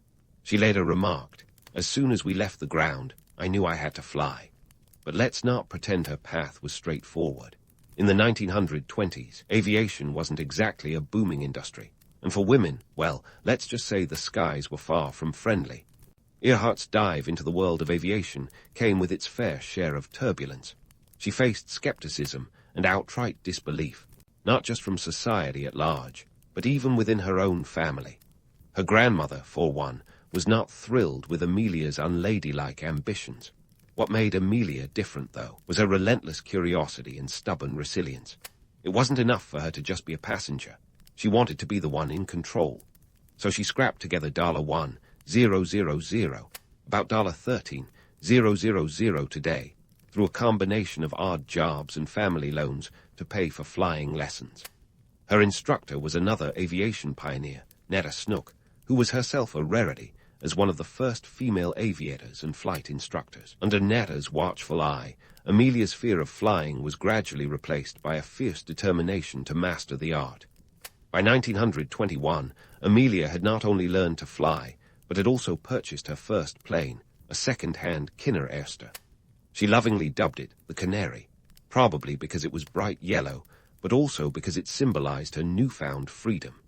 It wasn't a sleek machine, but it was hers, and owning a plane was a big deal in those days, especially for a woman. But let's not romanticize this too much. The reality of flying back then was gritty and dangerous. Planes were often cobbled together with more hope than engineering, and safety standards were, shall we say, a work in progress. Pilots joked that every flight was a calculated risk, mostly because they were doing a lot of calculating and guessing midair. Yet, Amelia's passion for aviation overshadowed her earlier fears. Her determination was fueled not only by the thrill of flying, but also by a desire to prove that women could hold their own in the skies. This was the 1920s, a time when women had only just won the right to vote in the United States, and the idea of a female pilot was as novel as it was controversial. Amelia Earhart may not have been born with wings, but she certainly grew them through sheer grit and an unyielding belief in her own potential. Her early days weren't about flying high. They were about finding her footing in a world that wasn't quite ready for her. And as she took to the skies, she wasn't just lifting off the ground. She was rising above societal expectations, ready to chart her own course. And so, with her wings metaphorically clipped by societal expectations, Amelia Earhart prepared to take flight in earnest. It was 1928, and the world was still rubbing its eyes from the post-war dazzle of the Roaring Twenties.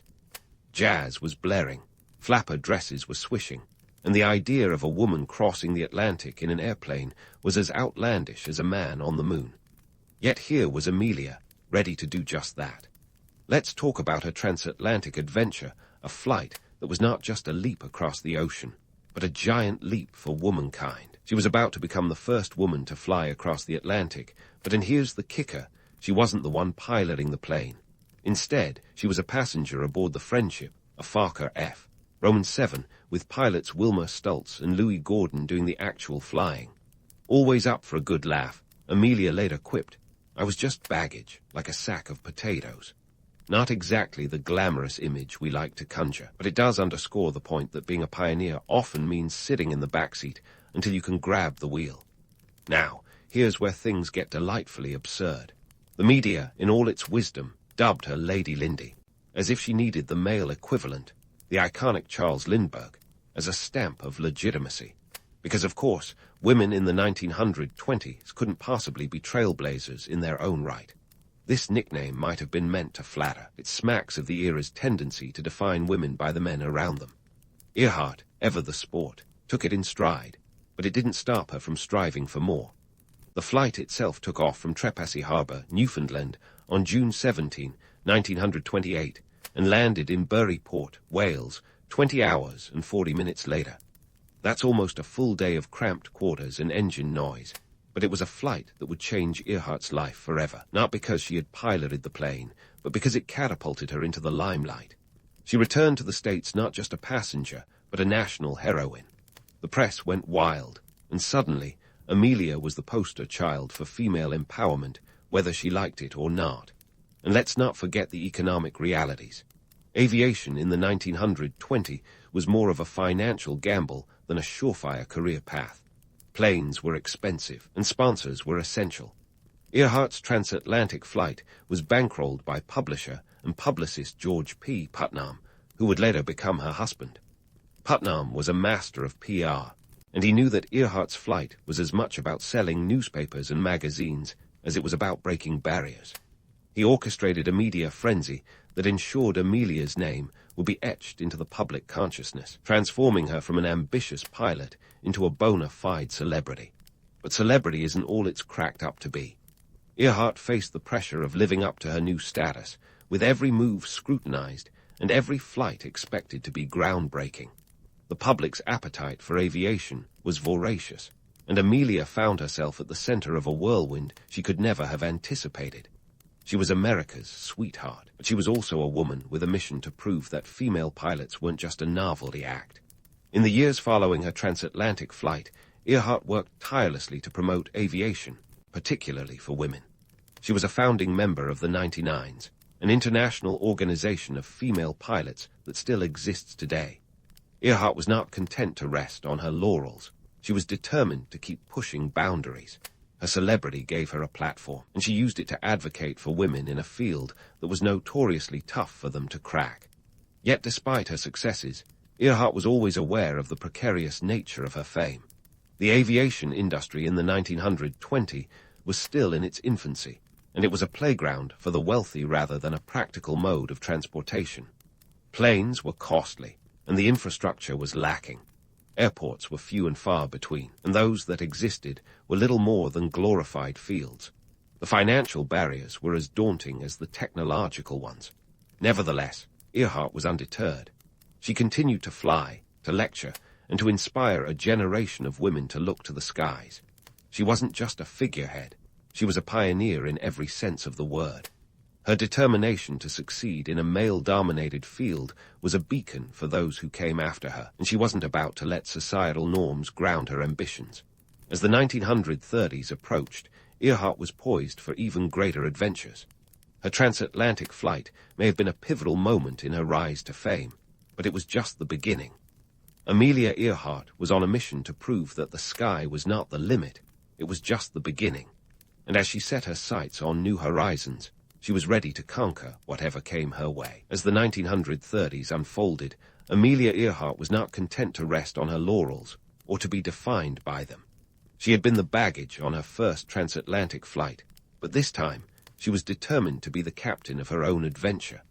And so, on May 20, 1932, she set off from Harbour Grace, Newfoundland, in a scarlet Lockheed Vega 5B. This wasn't just any joyride across the pond. It was a mission to become the first woman to fly solo across the Atlantic. Now, let's talk about this plane, because, boy, did it have character. The Lockheed Vega 5B was the 1930s equivalent of a sports car, if your idea of a sports car involved a lot of noise and the very real possibility of engine failure.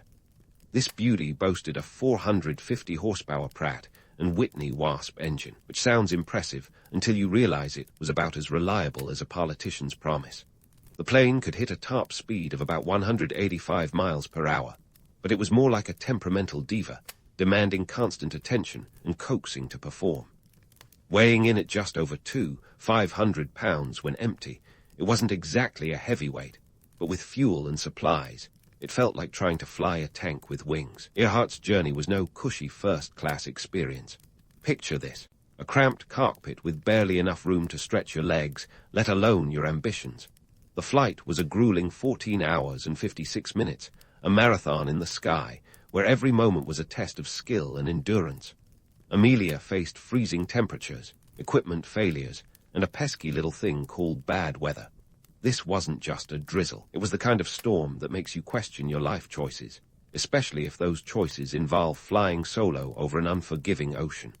Midway through the flight, Amelia encountered a sudden electrical failure. The altimeter, essential for determining altitude, went kaput, leaving her to rely on her senses and instincts. It's one thing to lose your GPS in a city. It's another to lose it over a vast, featureless ocean. But Earhart, ever the problem solver, didn't panic. Instead, she pressed on, navigating by the stars and sheer determination. Fuel was another concern. Unlike modern planes equipped with advanced monitoring systems, Earhart had to calculate her fuel usage with the precision of a Swiss watchmaker. Running out mid-Atlantic wasn't an option unless you fancied a swim with the fishes. She'd packed 420 gallons of fuel, which was cutting it close, like trying to stretch $1 at a designer store. Yet, despite the odds, she managed to keep her Vega airborne and on course. By the time she neared the Irish coast, Amelia was exhausted but undeterred. The coast of Ireland was a welcome sight, but her journey wasn't over yet. Without a proper landing strip in sight, Earhart had to improvise.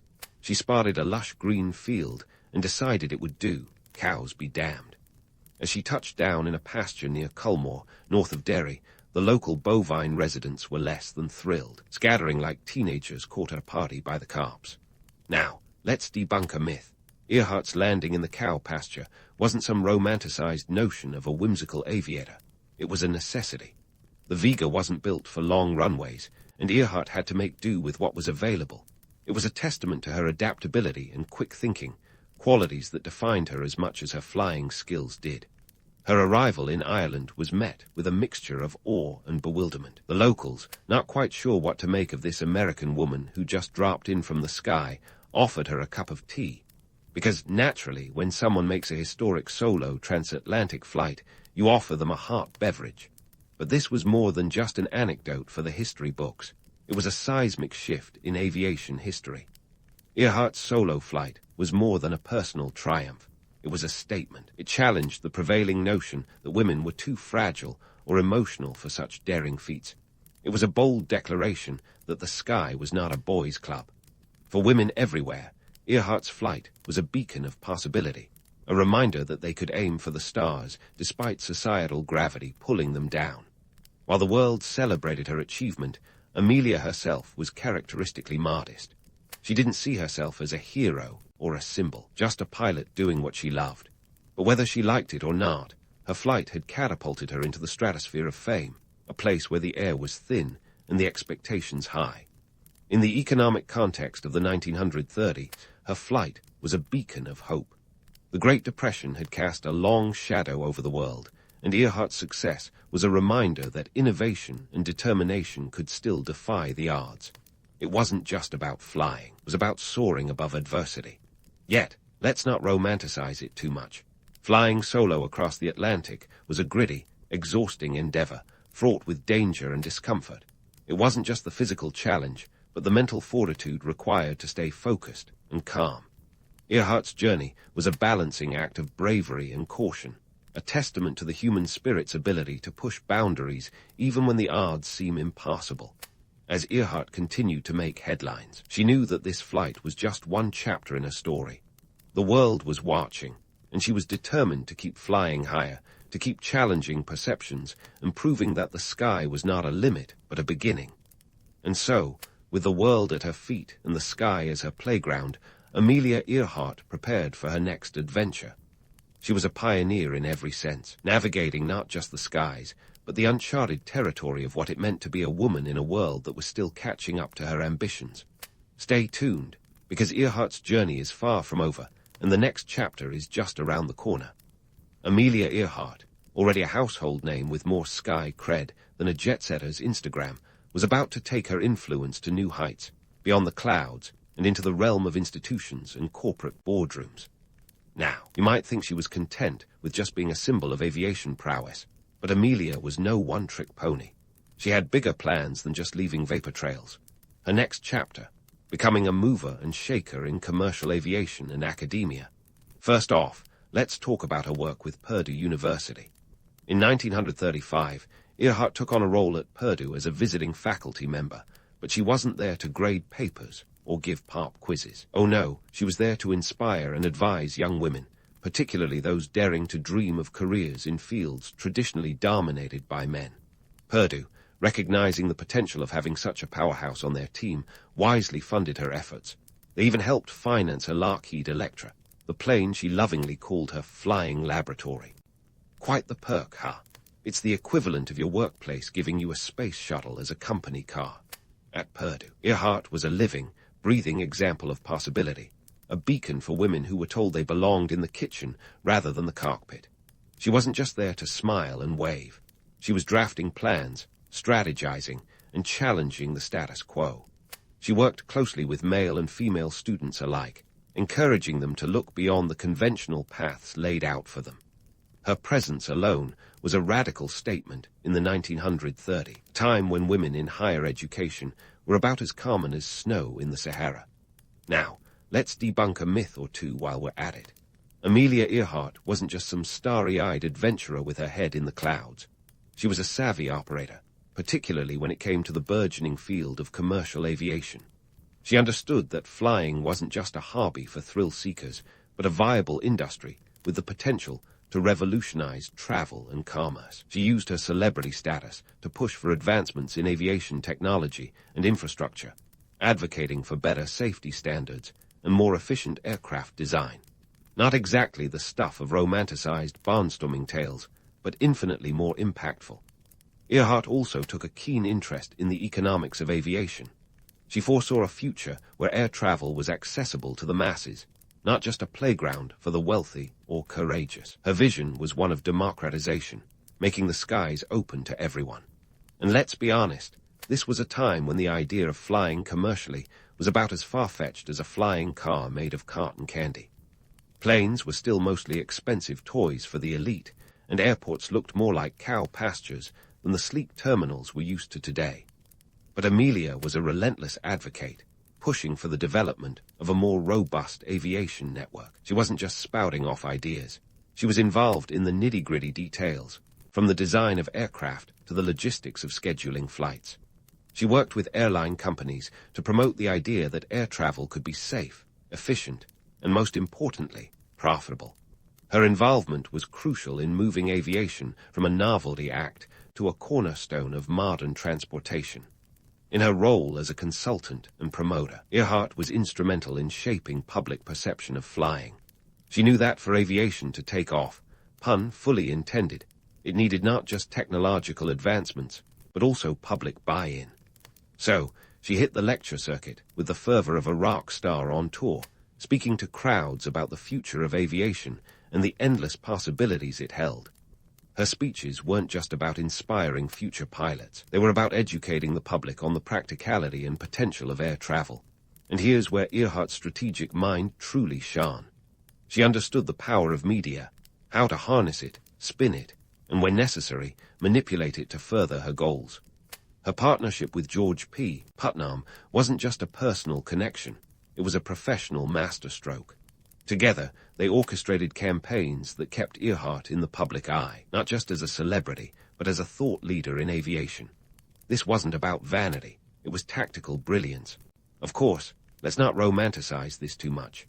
Earhart's path was fraught with challenges. She was operating in a male-dominated industry that often saw women as mere passengers, not pilots or policymakers. She faced skepticism and outright opposition, and while her fame opened doors, it also meant her every move was under scrutiny. Yet she navigated these turbulent skies with a mix of grace and grit, determined to leave a legacy that went beyond her own accomplishments. Her efforts bore fruit in ways that are easy to overlook today. The commercial aviation industry, which now seems as vital as the internet, owes much to pioneers like Earhart who laid its foundational stones. The infrastructure she advocated for, the airports, the safety protocols, the streamlined operations, are now taken for granted but were once revolutionary ideas. Amelia Earhart wasn't just flying planes. She was flying in the face of convention, challenging the notion that women were unfit for the technical and strategic aspects of aviation. Her work with Purdue and in the aviation industry wasn't just about her own career. It was about paving the runway for future generations. She used her fame not just to push airplanes across the sky, but to push boundaries, and to ensure those boundaries stayed firmly on the ground. As we leave this chapter open, remember, her story is far from over. Amelia Earhart was just getting started, and her next adventure was already on the horizon. She was a pioneer in every sense, charting courses not just in the air, but in the very fabric of society. Stay tuned, because the sky wasn't the limit for Earhart. It was just the beginning of a much larger journey. Of course, Amelia Earhart was just getting started, and her next adventure was already on the horizon. But as anyone who's ever watched a suspenseful TV series knows, sometimes the most gripping storylines are the ones that end with a cliffhanger. Enter 1937, the year when Earhart's story took a turn into the realm of mystery, intrigue, and dare I say it, conspiracy theories that would make even the most creative Hollywood writers nod in approval. It was the summer of 37, and Earhart was attempting her most ambitious flight yet, a circumnavigation of the globe. In a plane that was less of a trusty steed and more of a high-maintenance diva, she planned to cover about 29,000 miles. That's like flying from New York to Los Angeles and back nearly 5 times. Her chariot this time, a Lockheed Electra 10E, which she had dubbed her flying laboratory. This was no weekend road trip. It was a meticulously planned operation that involved stopping at various airfields around the globe. Her navigator, Fred Noonan, was an experienced hand, but even seasoned sailors know that the sea, or in this case the sky, has a way of surprising you. Now, let's debunk some myths right off the bat. While Earhart was indeed a skilled pilot, notion that she was some lone wolf, cowboying it up in the sky with nothing but grit and gumption is a bit of a stretch. She had a team, a carefully crafted plan, and the backing of Purdue University, which had become something of a patron to her aerial pursuits. They even helped fund the Electra, which was essentially the Learjet of its time, costing a cool $80,000, about $1.5 million today. This was no rickety biplane. It was state-of-the-art. Though state-of-the-art in 1937 still meant you were flying with the equivalent of a paper map and a prayer. So what went wrong? On July 2, 1937, Earhart and Noonan took off from Lee, New Guinea, heading for Howland Island, a speck of land in the middle of the Pacific Ocean. The island was so small, it made finding a needle in a haystack look like child's play. The U.S. Coast Guard cutter Itasca was stationed near Howland to assist with radio communications and provide navigational support. But here's where things get a bit murky. Radio transmissions between Earhart and the Itasca were hampered by static, miscommunication, and the kind of technical difficulties that would make a modern IT department cringe. The last verified transmission from Earhart indicated she was flying on a line of position 157-337. Translation: she was flying blind, relying on a compass heading rather than visual landmarks, because, well, the ocean isn't exactly brimming with highway signs. After that, radio contact was lost, and the Electra vanished into the annals of history, sparking an avalanche of speculation and theories more varied than a conspiracy theorist's bulletin board. Let's dive into some of these theories, shall we? One of the more plausible suggestions is that Earhart and Noonan simply ran out of fuel and crashed into the Pacific. Given the odds they were up against, navigational challenges, limited fuel reserves, and the vastness of the ocean, this is the Occam's razor of explanations. Yet, the romantic allure of Earhart's disappearance has fueled more imaginative theories, ranging from capture by the Japanese to living out her days as a castaway on a deserted island. The Japanese capture theory suggests that Earhart and Noonan were taken prisoner, suspecting them of espionage, given the geopolitical tensions of the time. It's a scenario that has the drama of a spy thriller, but alas, no concrete evidence has ever surfaced. Then there's the Gardner Island hypothesis, where some believe the duo landed on what is now known as Nicumaroro Island. This theory gained traction with the discovery of an old campsite and skeletal remains, but DNA testing later debunked any connection to Earhart. What's fascinating about these theories isn't just their creativity, but what they reveal about human nature. We're drawn to the enigmatic, the unsolved, the idea that there's more to a story than meets the eye. Earhart's disappearance is a blank canvas onto which we project our own hopes, fears, and fantasies. It's a testament to her enduring legacy that people are still captivated by the mystery, still searching for answers in the sands of time.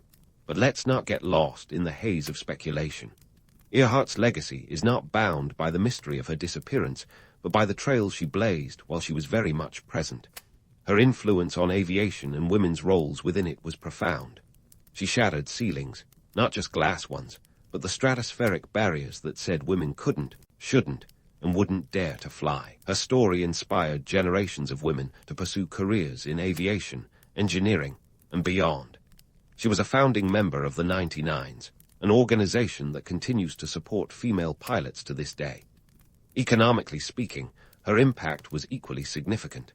Earhart's high-profile flights brought attention to the potential of commercial aviation, helping to transform it from a niche pastime to a burgeoning industry. Her advocacy for safety and her involvement in designing more efficient aircraft were steps toward making aviation a practical and reliable mode of transport.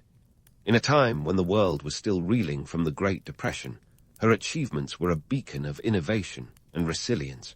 Yet, the allure of Earhart's story often overshadows the gritty reality of who she was, a tenacious, pragmatic pioneer who understood the complexities of her craft and the societal structures she navigated. She wasn't just a symbol, she was a strategist, a thinker, and a doer. Her celebrity was a double-edged sword, providing a platform to advocate for change, but also creating a persona that sometimes eclipsed the real woman behind the goggles.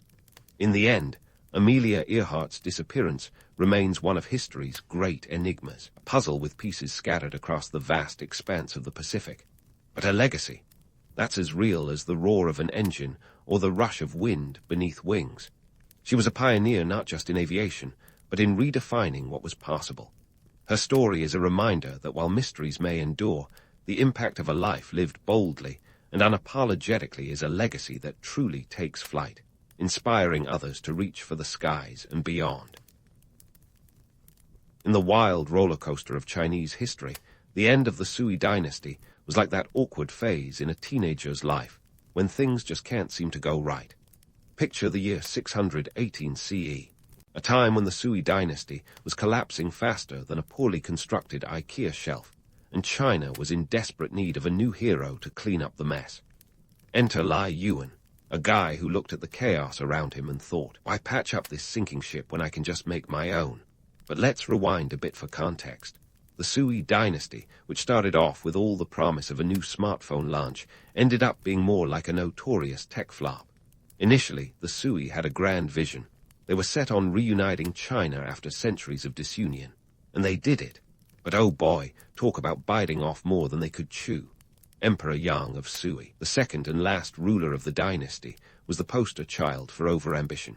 He was the kind of guy who saw the Great Wall of China and thought, hey, I can do better. Yang decided to connect the Yellow and Yangtze rivers with the Grand Canal, a massive undertaking that stretched over 100 miles. The canal was meant to be a marvel of engineering, and was indeed impressive, if you ignored the back-breaking labor and tens of thousands of lives it cost. This was no Sunday afternoon DIY project. It was more like, how many workers can we exploit before they revolt? Spoiler, a lot. The canal wasn't just a ditch. It was a financial black hole, sucking the empire's resources dry faster than you can say, tax hike. As if that wasn't enough, Yang had a penchant for throwing extravagant parties and military campaigns like they were going out of style. His ill-fated attempts to conquer Korea not only failed spectacularly, but also drained the imperial coffers. By 616 C, it was clear that Yang's policies were about as popular as a wet blanket at a picnic. The empire was cracking under the weight of heavy taxes, forced labor, and military disasters. The writing was on the wall, and it was in big, bold letters. Revolution incoming. Enter Lai Yuan, man with a plan, or maybe just a really great sense of timing. Lai Yuan was a Sui general, but more importantly, he was a pragmatic opportunist. He saw the chaos as a chance to rewrite the political script. With the Sui dynasty unraveling, Lai Yuan decided that if anyone could do a better job running China, it was him and his family. Why settle for a supporting role when you can be the star of the show? In 617 C, Lai Yuan made his move, his first order of business: secure the capital, Chang'an, which was as strategic as it was symbolic. With his sons, Lai Jiancheng and Lai Shimin by his side, Lai Yuan raised an army, banking on the idea that anything was better than the current regime. And guess what? The populace agreed. People flocked to his cause like bees to honey, tired of being stung by Emperor Yang's policies. Family dynamics played a crucial role in Lai Yuan's power play. His son, Lai Shimin, was not just a dependable ally, but also a military prodigy. If Lai Yuan was the brains, Lai Shimin was the brawn. Together, they were the ultimate power couple of early Tang politics, minus the romance, and plus a whole lot of ambition. In a campaign that was part military genius and part sheer luck, Lai Yuan captured Chang'an in November 617 CE. By the following year, Emperor Yang was conveniently assassinated, no doubt a relief for Lai Yuan, who could now move forward without the pesky old regime breathing down his neck. With the throne vacant and no one else stepping up with a better claim, Lai Yuan declared himself Emperor Geazu of Tang in 618 CE. Talk about a rebranding exercise. Now, let's not get carried away by the romantic notion of a noble hero rising from the ashes of a dying empire. Lai Yuan's coup was less about saving China and more about seizing an opportunity. He wasn't a savior. He was a shrewd tactician who understood that timing is everything. While the Tang dynasty would go on to usher in a golden age, it's crucial to remember that its rise was built on the ruins of the Sui's mistakes. Lai Yuan saw the old dynasty's wreckage and thought, why not build my empire on this prime, real estate? The Tang's inception wasn't a fairy tale of destiny fulfilled. It was a strategic game of chess where Lai Yuan knew how to play the board, and play it well. In the grand tapestry of history, he was the guy who looked at the chaos of the Sui dynasty and thought, I can work with this. And work with it he did, setting the stage for one of China's most illustrious periods. But as with any story, the seeds of future drama were already being sown, because when you mix family and politics, it's only a matter of time before things get complicated. Now, If you thought Lai Yuan's story was a classic case of a power grab, wait until you meet his son, Lai Shimin, known to history as Emperor Taizong. Think of him as the young upstart ready to take sibling rivalry to a Game of Thrones level, minus the dragons, but with plenty of intrigue. Taizong didn't just inherit the throne, he staged a blood-soaked family drama to secure it. Forget holiday squabbles over who gets the last piece of turkey. This was an all-out battle for the ultimate prize, the imperial throne. Lai Shimin was the middle child, which, as we know, often comes with its own set of complexes. But this isn't your run-of-the-mill middle child syndrome. Unlike his older brother Lai Jiansheng, who was the heir apparent, and his younger brother Lai Yuanji, who was the family favorite, Shimin had military prowess and ambition to spare. While his father, Lai Yuan, was busy establishing the Tang Dynasty, Lai Shimin was out there earning his stripes on the battlefield. By the time he was 19, he had already led successful campaigns against some of the dynasty's staunchest opponents. Talk about a resume booster. But let's not sugarcoat things. Lai Shimin's transition from military hero to emperor was anything but smooth. By 626 C, tensions between him and his brothers were simmering harder than a part of Sichuan heart part. Lai Jiansheng, the crown prince, was not too thrilled about his brother stealing the spotlight with his military victories and growing influence. Meanwhile, Lai Yuanji was playing the role of instigator, backing Jiansheng and adding fuel to the fire. It was a classic case of sibling rivalry with a deadly twist. The powder keg finally exploded in what's known as the Xuanwu Gate incident. On a fateful July morning in 626 CE, Lai Shimin ambushed his brothers at the palace gates. The result? Jiansheng and Yuanji were both killed, effectively removing any obstacles to Shimin's ascension. It was a brutal move, but in the cutthroat world of imperial politics, it was either kill or be killed. Lai Shimin's actions may have been ruthless, but they were undeniably effective. By September of the same year, he was crowned Emperor Taizong, and the Tang dynasty had a new ruler who was as shrewd as he was ambitious. Now, you might be wondering how Taizong managed to maintain his grip on power after such a violent coup. Well, it turns out he was as skilled in governance as he was in warfare. Taizong understood that to rule a vast empire, you needed more than just a sharp sword. You needed smart policies and competent officials to back them up. Enter Taizong's penchant for meritocracy, a concept as rare then as a unicorn sighting. Taizong's reign was marked by an emphasis on talent over birthright, a refreshing change in a society that valued lineage almost as much as a good cup of tea. He implemented the imperial examination system, which aimed to recruit government officials based on merit rather than aristocratic connections.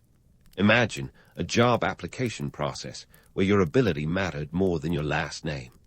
Revolutionary, right?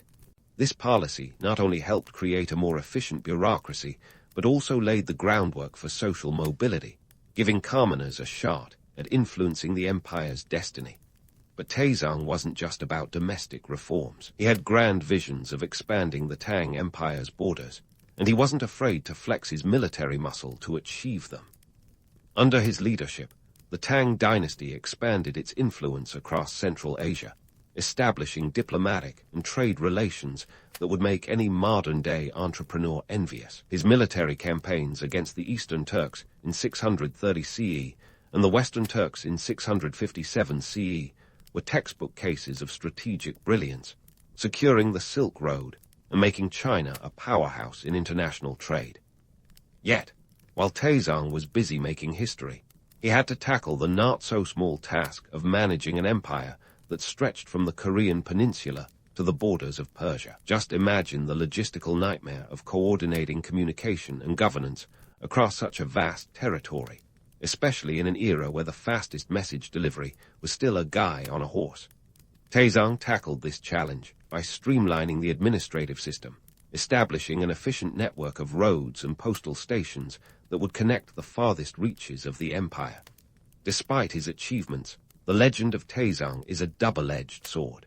On one hand, he's remembered as a wise and benevolent ruler who ushered in a golden age. On the other, his rise to power is drenched in blood, a stark reminder that even the most celebrated leaders often have skeletons in their closets.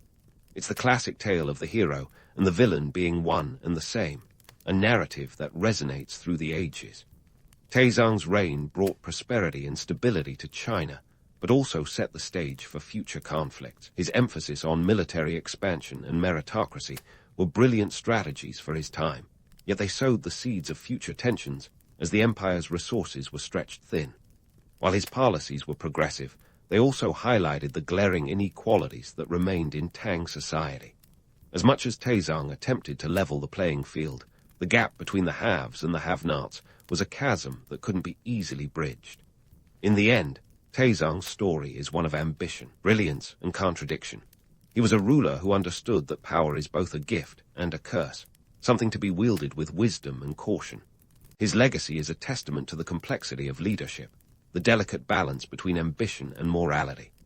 As history would have it, the tale of Emperor Taizong is far from over.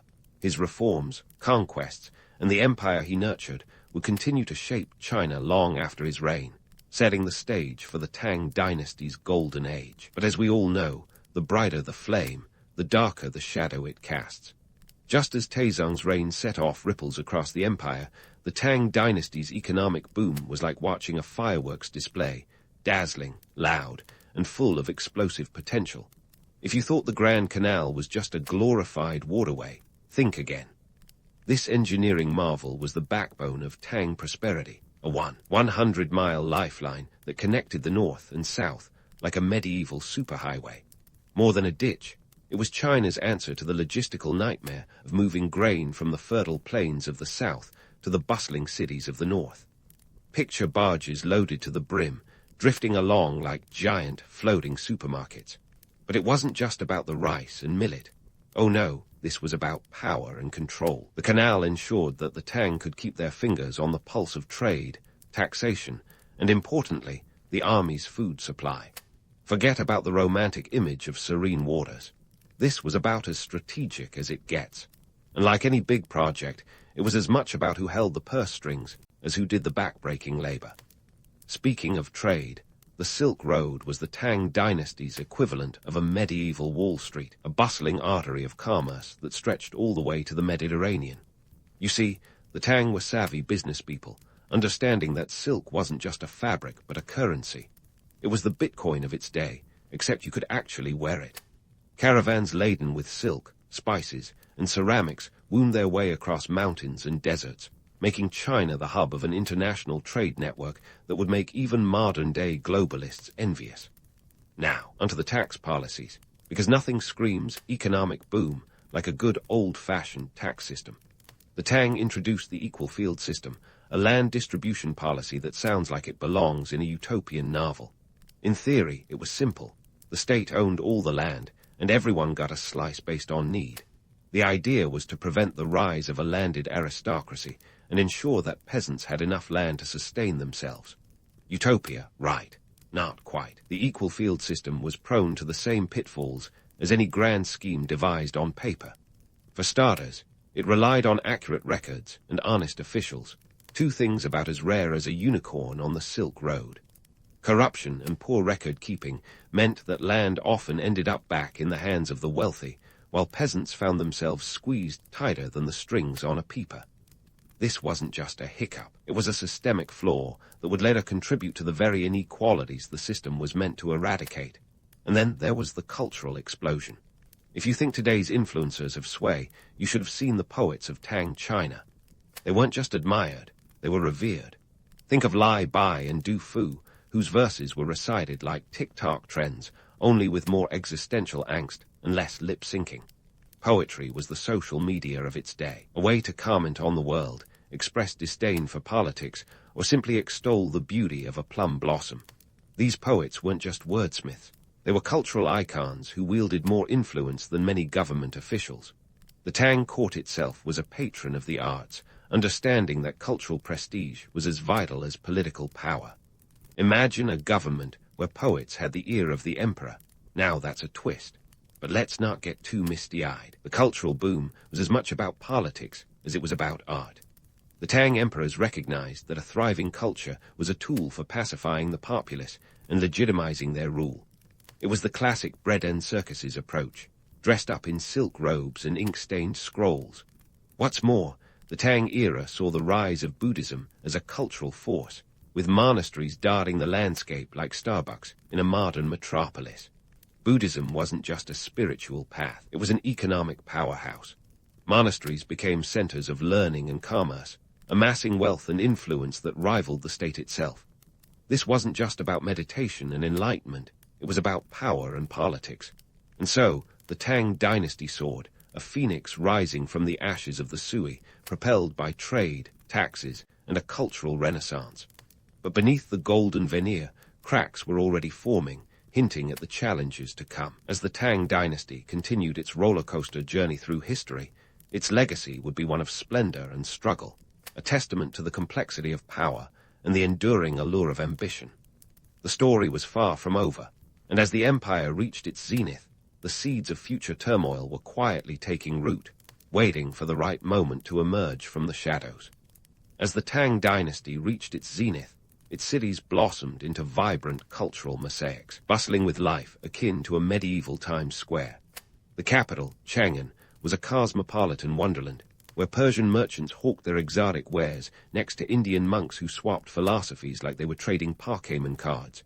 Picture a city where the air was thick with the scent of spices, the clatter of horse hooves on cobblestones, and the hum of 1,000 different languages. Now, let's dive into the social fabric of this vibrant society.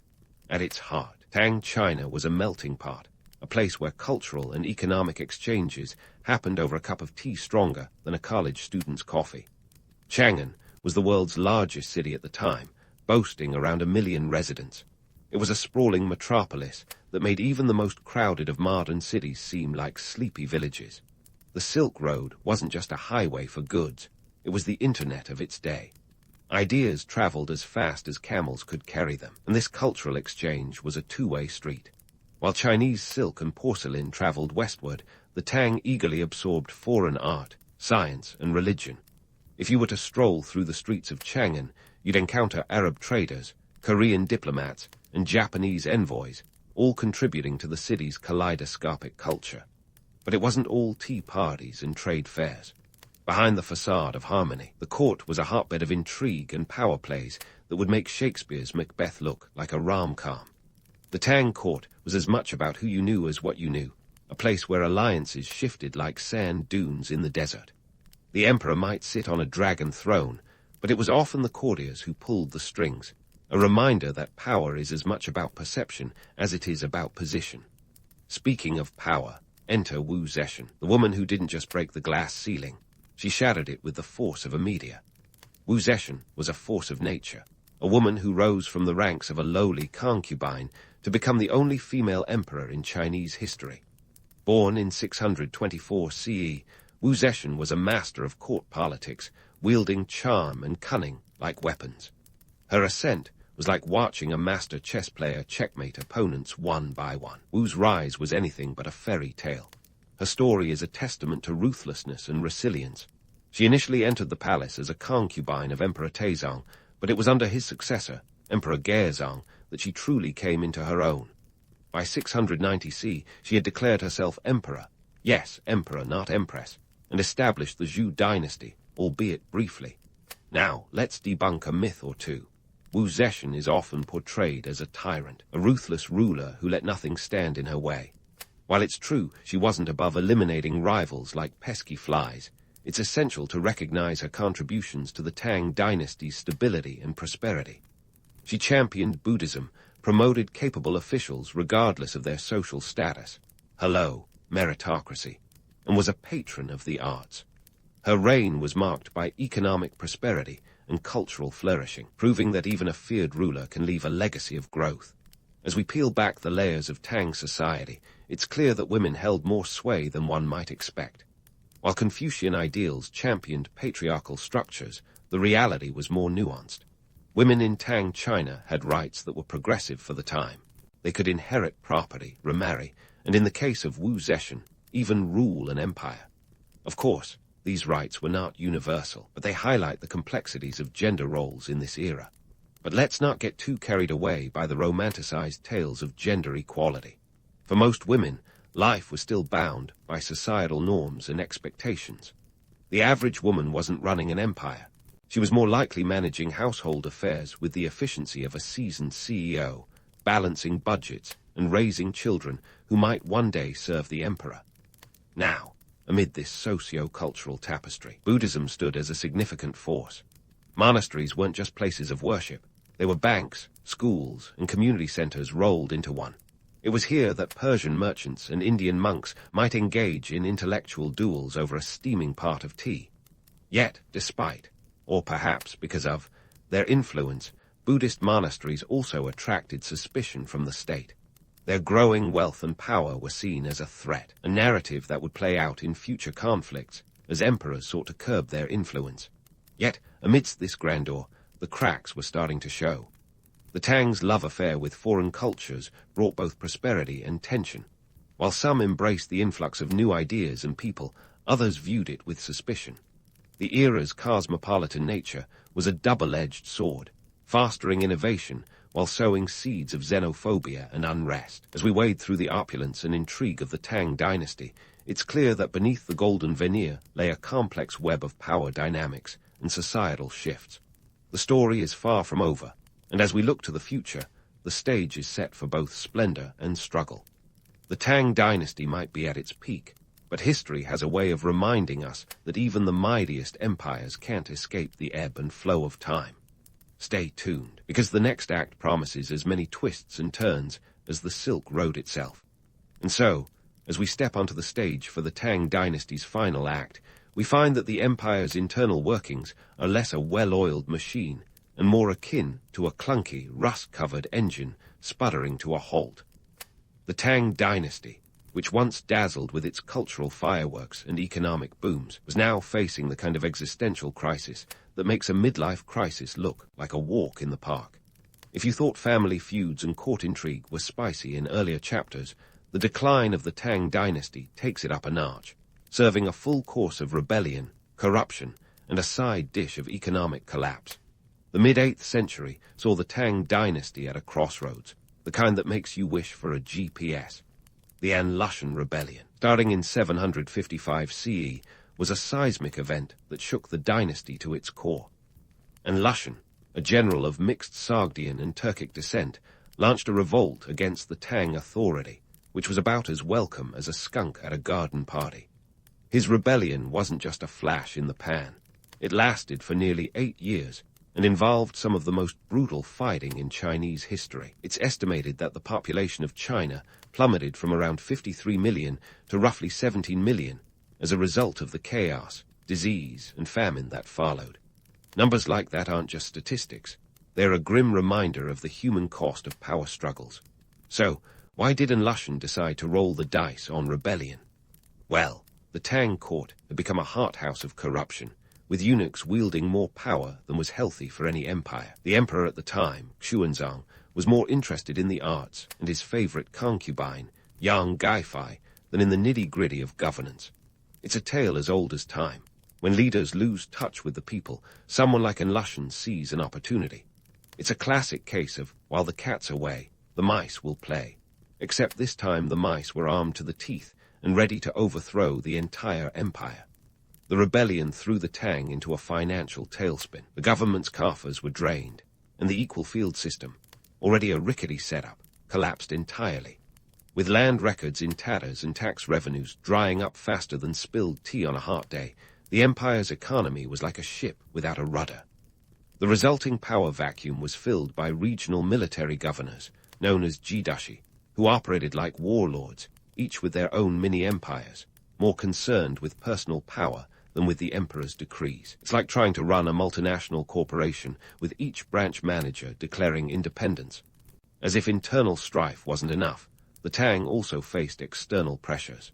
The Tibetan Empire and the Inca Khaganate, both opportunistic neighbors, took advantage of the Tang's weakened state.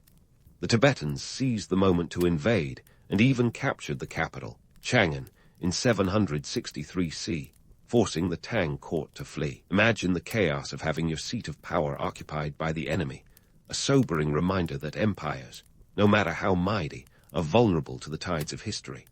By the 9th century, the Tang dynasty was in a state of terminal decline, a shadow of its former glory. The Huang Kao rebellion, which began in 874 CE, was the final nail in the coffin. Wang Kao, a disgruntled salt trader who failed the imperial exams, led a massive uprising that razed cities and slaughtered countless people. He even sacked Guangzhou, a major trading port, killing foreign merchants and severing trade links that had been a lifeline for the Tang economy. In the end, the Tang dynasty's downfall was a tragedy of its own making. The empire's inability to adapt to changing circumstances, its over-reliance on corrupt officials, and its failure to address the grievances of the common people set the stage for its collapse. The dynasty that had once been a beacon of cultural and economic prosperity now lay in ruins, a cautionary tale about the perils of excess and the fragility of power. But what lessons can we draw from this grand narrative? Perhaps the most enduring is the thin line between progress and excess. The Tang dynasty's early success was built on innovation, openness to foreign influence, and a meritocratic bureaucracy. Yet, as the empire grew complacent, these same elements became liabilities. The very diversity and openness that fueled its golden age also sowed seeds of division and unrest when mismanaged. And let's not forget the human element, the individuals whose ambitions, mistakes, and rivalries shaped the course of history.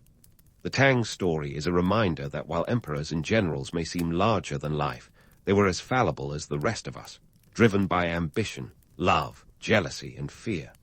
Their decisions, often made in the heat of the moment, had consequences that echoed through the centuries. As we close the chapter on the Tang dynasty, it's tempting to view it as a distant relic, a bygone era with little relevance to the modern world. Yet, history has a habit of repeating itself, often with less spectacle but equal consequence. The story of the Tang is a testament to the enduring complexity of power and the ever-present tension between unity and division. It's a saga that resonates through the ages, a reminder that even the grandest empires are but fleeting moments in the vast tapestry of time. And as we look to the future, we can only hope to learn from the past, navigating the delicate dance of progress and excess with a little more wisdom and perhaps a touch more humility. In the high-altitude world of the Andes, where the air is thin and the mountains scrape the sky, there once lived a king who was more than a king. The Sapa Inca wasn't just the head honcho. He was the living, breathing embodiment of divinity. Think of him as the CEO of an empire, but with more gold and fewer board meetings. His word was law, his whims were policy, and his wardrobe could make even the most extravagant rock star green with envy. Now, before you go thinking he was all about lounging around in golden robes, let's dive into the Sapa Inca's role. His job was a mix of spiritual leader, military commander, and ultimate bureaucrat. It was a bit like juggling flaming torches while riding a unicycle on a tightrope over a pit of culturally significant and very real llamas. And let's not forget, this wasn't just any tightrope. It stretched over an empire that covered a swath of South America roughly 500 miles long.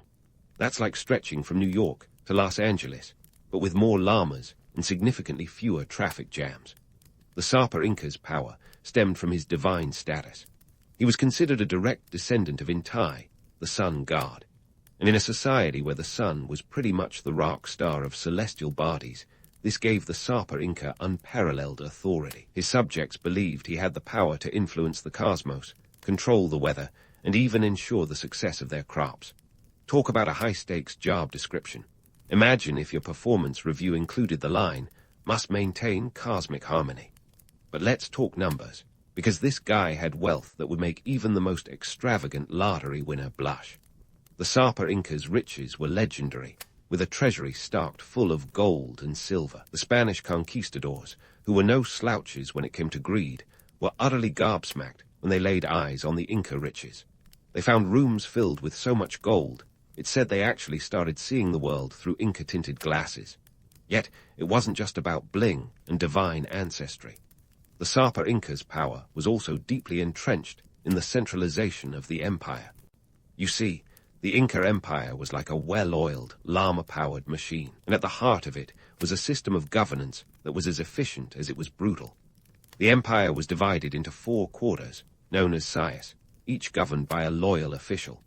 These officials ensured that the Sapa Inca's directives were followed to the letter, which often involved a combination of diplomacy strategic marriages, and when all else failed, good old-fashioned conquest.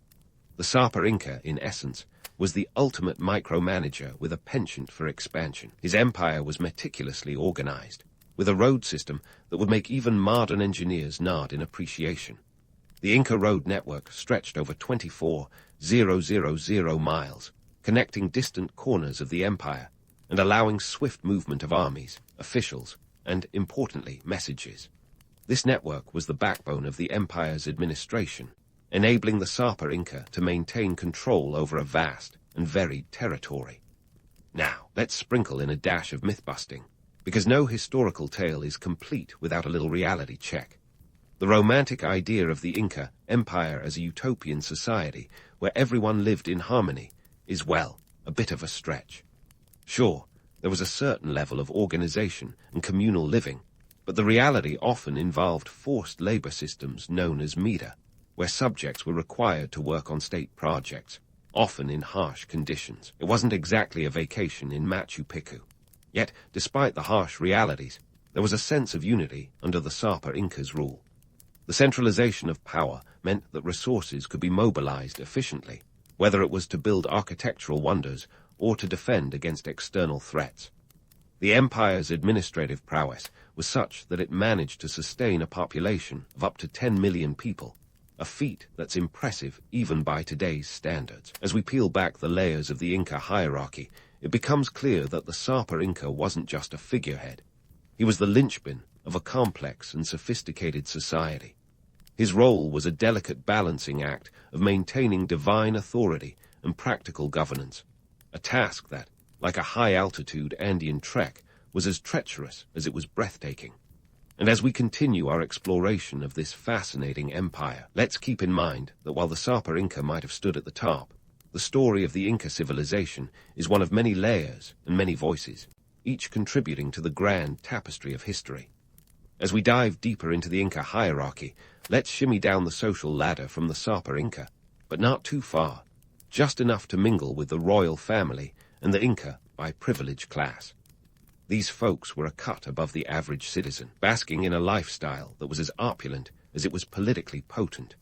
Picture them as the inner circle of an ancient VIP lounge, where the dress code was gold, and the main activity was maintaining an empire that spanned more land than your average low-cost airline. First up, the royal family. This wasn't your typical family unit arguing over who gets the last piece of chicha. No, these were the movers and shakers of the Inca world, wielding power with a finesse that would make Machiavelli nod in approval. The royal family was like the Sapa Inca's personal board of directors, each member holding a stake in the empire's success. And they didn't just sit around sipping maize beer. They had responsibilities that kept the empire ticking like a well-crafted sundial. The royal family enjoyed luxuries that would make the most extravagant influencers' social media feed look like a garage sale. We're talking about residences so lavish they made European castles look like quaint cottages. Their homes were adorned with the finest textiles, and their feasts were legendary. But this wasn't just decadence for decadence's sake. These displays of wealth and power served a purpose. They were constant reminders to everyone else of who was in charge. It was like an ongoing, very unsubtle ad campaign for the status quo. Now, let's talk about the Inca by privilege class, a fascinating group that's often overshadowed by their more illustrious counterparts. These were individuals who, through acts of loyalty or other means of ingratiation, were elevated to noble status. Think of them as the honorary members of the aristocracy, sort of like being knighted, but with a much cooler title. Their role was crucial in maintaining the empire's grip across its vast territories. The Inca, by privilege, were the empire's political chameleons. They adapted to different roles, from overseeing regional governance to acting as spies in foreign lands. And while their newfound status came with perks, land, wealth, and influence, it also came with the expectation of unwavering loyalty to the Sapa Inca. Betrayal wasn't just frowned upon, it was lethal. So, while they enjoyed their privileges, they did so with one eye over their shoulders, a situation that kept life interesting, if not exactly stress-free. Marriage alliances were another tool in the Inca political toolkit, and they wielded it with the precision of a master weaver at a loom. These alliances were the original power couples, crafted not just for love, but for political gain. The royal family and the Inca by privilege class often entered into strategic marriages to solidify alliances, ensure loyalty, and, importantly, to keep the bloodline as close to divine as possible. It was less about romance and more about empire building, with wedding vows that could probably include a clause on military support. These marriages were the glue that held the empire's patchwork of cultures and territories together. They were as much about consolidating wealth and influence as they were about family. In fact, the Sapa Inca would often marry his sister to keep the bloodline pure, a detail that might make modern readers cringe, but was considered an essential practice to maintain divine status. It's a reminder that the past operated under a different set of rules, ones that seemed bizarre and even unsettling by today's standards. And while we're myth-busting, let's address the notion of this harmonious, utopian society. The Inca nobility was adept at maintaining control through a mix of genuine loyalty and fear. The empire was a well-oiled machine, but it ran on a fuel that included intimidation and strategic marriages. So, while the romantic image of a peaceful empire might appeal, the truth was a bit more complex, a bit more human. Power was maintained through a delicate balance of carrots and very big sticks.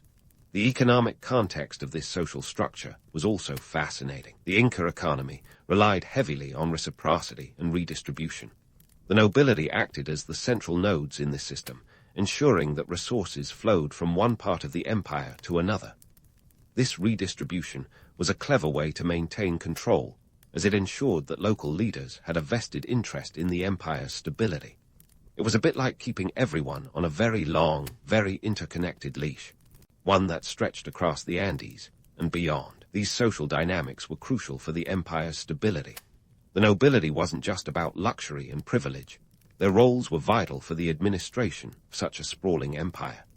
Their responsibilities included everything from managing local economies to leading military campaigns.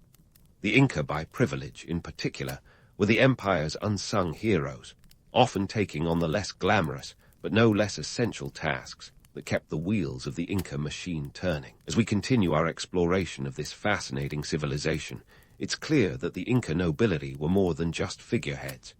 They were the architects of an empire that thrived on complexity and control, a society where power was as much about perception as it was about might. The allure of their luxurious lifestyle is undeniable, but beneath the gold and the feasts was a network of relationships and responsibilities that demanded constant attention and deft maneuvering. In the end, the Inca nobility were the linchpins of a society that was as sophisticated as it was formidable. Their roles were a blend of responsibility, privilege, and constant vigilance, a balancing act that, much like the empire they helped govern, was both impressive and fragile. And as we move forward in our story, keep in mind that while the nobility enjoyed the trappings of power, they were also bound by its demands, a reality as true now as it was in the days of the mighty Inca Empire. As we shimmy down the social ladder from the Inca nobility, we land among the Ailu, the backbone of Inca society. Picture the Ailu as the communal heartbeat of the empire, an extended family unit that was as much about survival as it was about kinship. These were the folks who made sure the wheels of the Inca machine kept turning, even if their names didn't make it into the history books. The Ailu were the unsung heroes, the everyday Jill and Juan of the Andes, whose collective efforts helped sustain an empire that sprawled across nearly 770,000 square miles of unforgiving terrain. Talk about a tough gig, right? But life in the Ailu wasn't all backbreaking work and no play. These communities were tightly knit, with shared responsibilities that ran the gamut from agriculture to spiritual ceremonies. They were like the ultimate group project, except everyone actually pulled their weight, and no one was slacking off in the back row. The Ailu were the original community builders, crafting a society where reciprocity wasn't just a nice idea, but a way of life. They practiced Aini, a system of mutual aid that ensured everyone had each other's backs. Need help building a house? Aini brought the neighbors over with stacks of adobe bricks and hearty lunches as payment. It was like a potluck of productivity, and it worked. Now, let's talk taxes, or more accurately, the Mida system. If you think filing your taxes is a headache, Imagine being part of a labor tax system that required every able-bodied citizen to contribute work to the state. That's right. The Inca didn't just want your corn or your alpacas. They wanted your sweat equity. Mida was the empire's way of mobilizing manpower for massive state projects, from constructing those mind-boggling stone terraces to building roads that would put modern infrastructure to shame. It was like a national build-a-thon, only with a lot less choice in the matter. The Mida system turned every citizen into a cog in the imperial machine, a workforce that could be mobilized at a moment's notice. And while it might sound like a raw deal, there was a method to this madness. The labor tax was the secret sauce that allowed the Inca to create some of the most ambitious architectural feats of the ancient world. Machu Picchu, anyone. It wasn't just about showing off, either. These projects were vital for agricultural productivity and military efficiency, ensuring the empire could feed its people and defend its borders. Mida wasn't just a labor tax. It was the glue that held the whole enterprise together, a testament to the empire's ability to harness collective effort on an epic scale. Of course, it wasn't all grandeur and glory. The reality of the Mida system could be harsh, especially for those sent to work in the mines or on distant projects far from home. Imagine being uprooted from your community, trekking across the Andes, and spending months toiling in conditions that would make a modern-day OSHA inspector break into a cold sweat. Dental benefits. Forget it. The empire was more concerned with productivity than personal comfort. It's a reminder that for all the empire's achievements, the cost was often borne on the backs of the common people. Yet, despite the hardships, there was a sense of pride and purpose among the Ailu members. They were contributing to something greater than themselves, part of a grand narrative that stretched across mountains and valleys. In a world where the sun god in Tai was the ultimate overseer, working for the empire was as much a spiritual duty as it was an economic one. It wasn't just about survival. It was about participating in the divine order, ensuring the sun and the empire continued to rise each day. But let's not forget the political dynamics at play. The Mida system wasn't just about labor.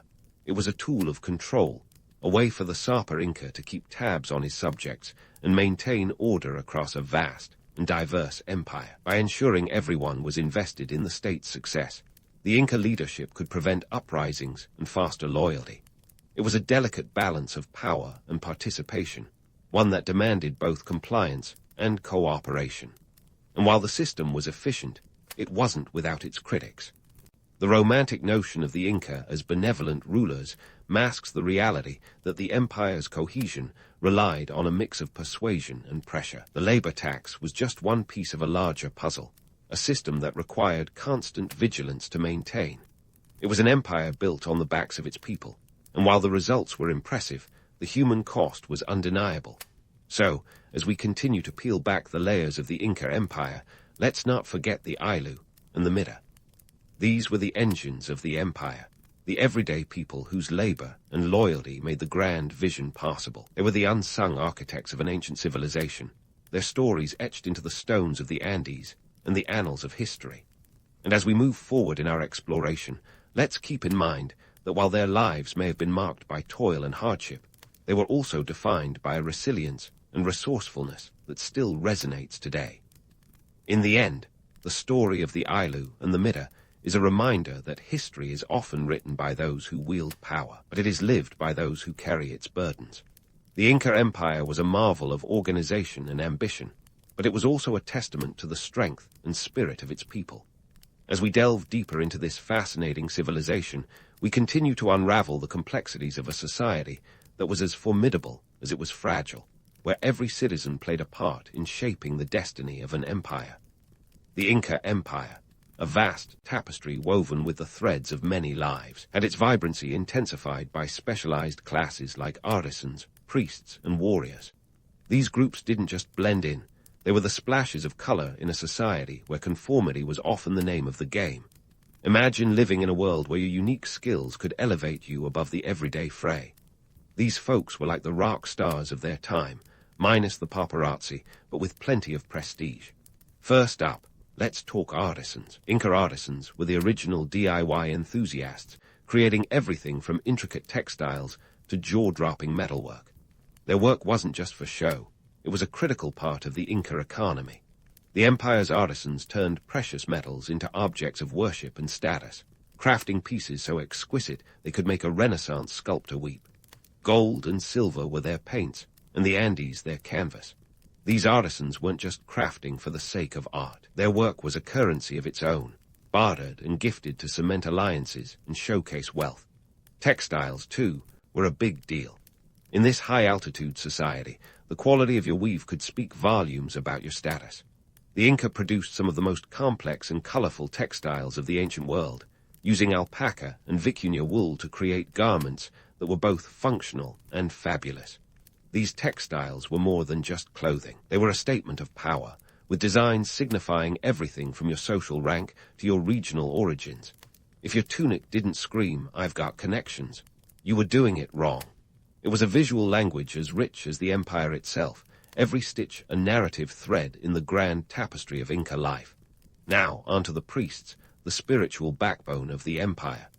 Inca priests were like the ultimate interstellar liaisons, maintaining the vital link between the earthly realm and the divine. These guys had a job description that would make even the most seasoned HR professional pause. Ensuring the sun rose every morning, the rains came on time, and the guards stayed in a good mood. No pressure, right?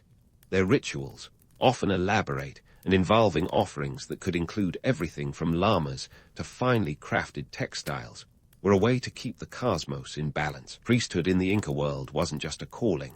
It was a career choice with perks. Priests wielded significant influence, acting as advisors to the Sapa Inca and playing a crucial role in the empire's governance. They were the spiritual accountants, making sure the cosmic books balanced and the empire's celestial credit rating remained high. And while the idea of priests as benevolent spiritual guides might be appealing, the reality was a bit more pragmatic. Their rituals and ceremonies were as much about consolidating power and control as they were about divine devotion. Let's not forget the warriors, the muscle of the empire. The Inca military machine was a force to be reckoned with, a well-oiled juggernaut that ensured the empire's borders remained secure. These warriors were more than just soldiers.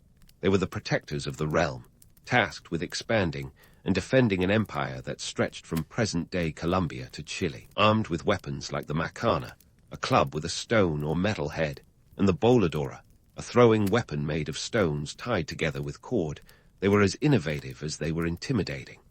Inca warriors were also master tacticians, using the empire's vast road network to move quickly and efficiently across the rugged terrain.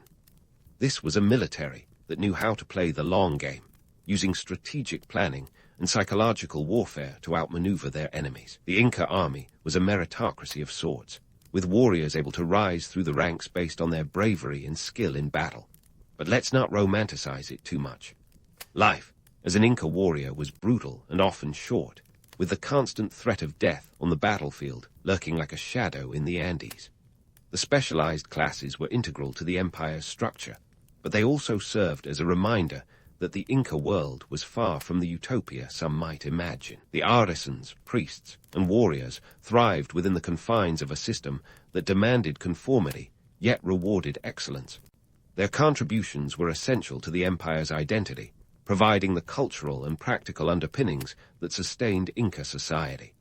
Economically, these specialized classes played a pivotal role. Artisans produced goods that fueled trade and reinforced social hierarchies. Priests ensured that agricultural cycles were adhered to with religious precision, vital in a society where the success of crops could mean the difference between feast and famine.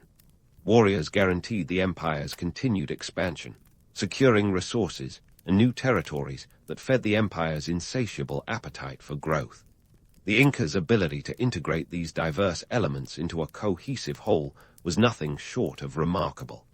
Yet, beneath the empire's glittering facade lay a system that demanded absolute loyalty and exacting standards.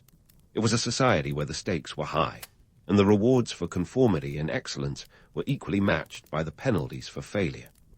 In the end, the specialized classes of the Inca Empire remind us that history is not just a story of kings and battles, but of the everyday people whose skills and sacrifices shape the world. As we continue to unravel the intricacies of this ancient civilization, let's not forget the artisans, priests, and warriors who added their own chapters to the epic saga of the Inca. Their legacy is a testament to the enduring human spirit, a reminder that even in a world designed for conformity, there is always room for those who dare to stand out. As we step closer to the final act of our Inca saga, it's time to face the music and untangle the myths from the merciless truths of this empire's social structure. The Inca, often painted with the brush of romanticism, were masters of their own PR campaigns long before Instagram influencers figured out how to curate a life. They crafted an image of a harmonious society, a well-oiled machine where everyone played their part in the grand cosmic dance. But like all good stories, the reality was more nuanced, and often, well, a bit messier. First off, let's address the elephant, or perhaps the llama, in the room, the notion of the Inca Empire as a utopian society. Sure, it's appealing to envision a world where everyone knew their place and played it to perfection, like a cosmic symphony. But the truth, as is often the case, was a tad more down to earth. The Inca social hierarchy was less of a harmonious melody and more of a high-stakes game of Jenga, where each block was a carefully balanced piece of power, wealth, and control. The Inca elite were adept at spinning a narrative that served their interests, portraying the empire as a benevolent force, a protector of the sun and the earth. They were like the original spin doctors, turning every conquest into a narrative of liberation and divine mandate. But let's be real. Their expansion was less about spreading sunshine and more about securing resources and consolidating power. The empire's rapid growth wasn't just a stroke of strategic genius. It was a necessity, driven by the need to sustain an ever-growing population and a voracious appetite for resources. Take, for example, the empire's expansion under the rule of Pachacuti, who, like a game of Risk, managed to stretch the empire's borders to unprecedented lengths. In just a few decades, the Inca went from a small kingdom in the Cusco Valley to a sprawling empire covering more than 770,000 square miles. That's like conquering an area the size of modern Mexico in less time than it takes some people to pay off a student loan. And while the narrative was one of divine destiny, the reality was that the Inca were driven by the same motives that have fueled empires throughout history: power and survival. Now, let's talk about the empire's downfall, which came with the speed of a toppled domino chain. While it's tempting to romanticize the Incas' fall as a tragic story of noble savages undone by ruthless conquistadors, the truth is more complicated. The Inca had their own house of cards, built on a foundation of complex social and political structures that couldn't withstand the seismic shifts brought by European contact. The arrival of Francisco Pizarro in the 1530, with his band of opportunists and their advanced weaponry, was the proverbial straw that broke the camel's, or llama's, back. But it wasn't just the Spaniards' steel and gunpowder that spelled doom for the Inca. The empire was already reeling from a devastating civil war between the brothers Atahualpa and Huascar, a conflict that weakened the empire's cohesion and left it vulnerable to external threats. The Incas' intricate social hierarchy, which had been their strength, became a liability. The centralized power that had once allowed the Sapa Inca to control vast territories became a bottleneck in times of crisis. It was like trying to steer a massive ship with a broken rudder. The structure that once ensured harmony became a source of paralysis. And then there was the small matter of disease. The introduction of smallpox by European explorers decimated the indigenous population, wiping out an estimated 50% to 90% of the Inca. This biological onslaught was a catastrophe of epic proportions, one that no amount of divine ancestry or cosmic favor could prevent. The empire, already weakened by internal strife, was left vulnerable to the whims of fate and fortune. So, as we wrap up our journey through the Andes and the annals of Inca history, what are we left with? The Inca Empire was a marvel of organization and ambition, a society that managed to thrive in one of the most challenging environments on Earth. But it was also a reminder of the fragility of human endeavors, how the greatest achievements can be undone by the smallest of forces: a microbe, a misstep, a moment of hubris.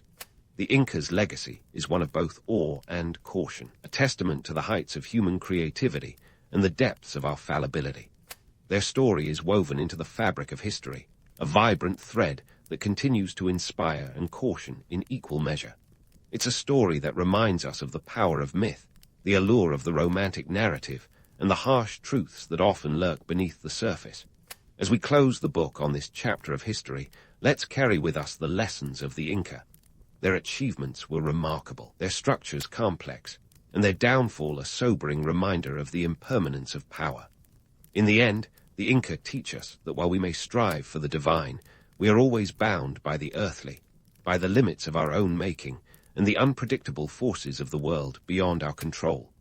And perhaps, just perhaps, there's a lesson in that for all of us striving to balance the ideal with the real in the ever-unfolding story of human history.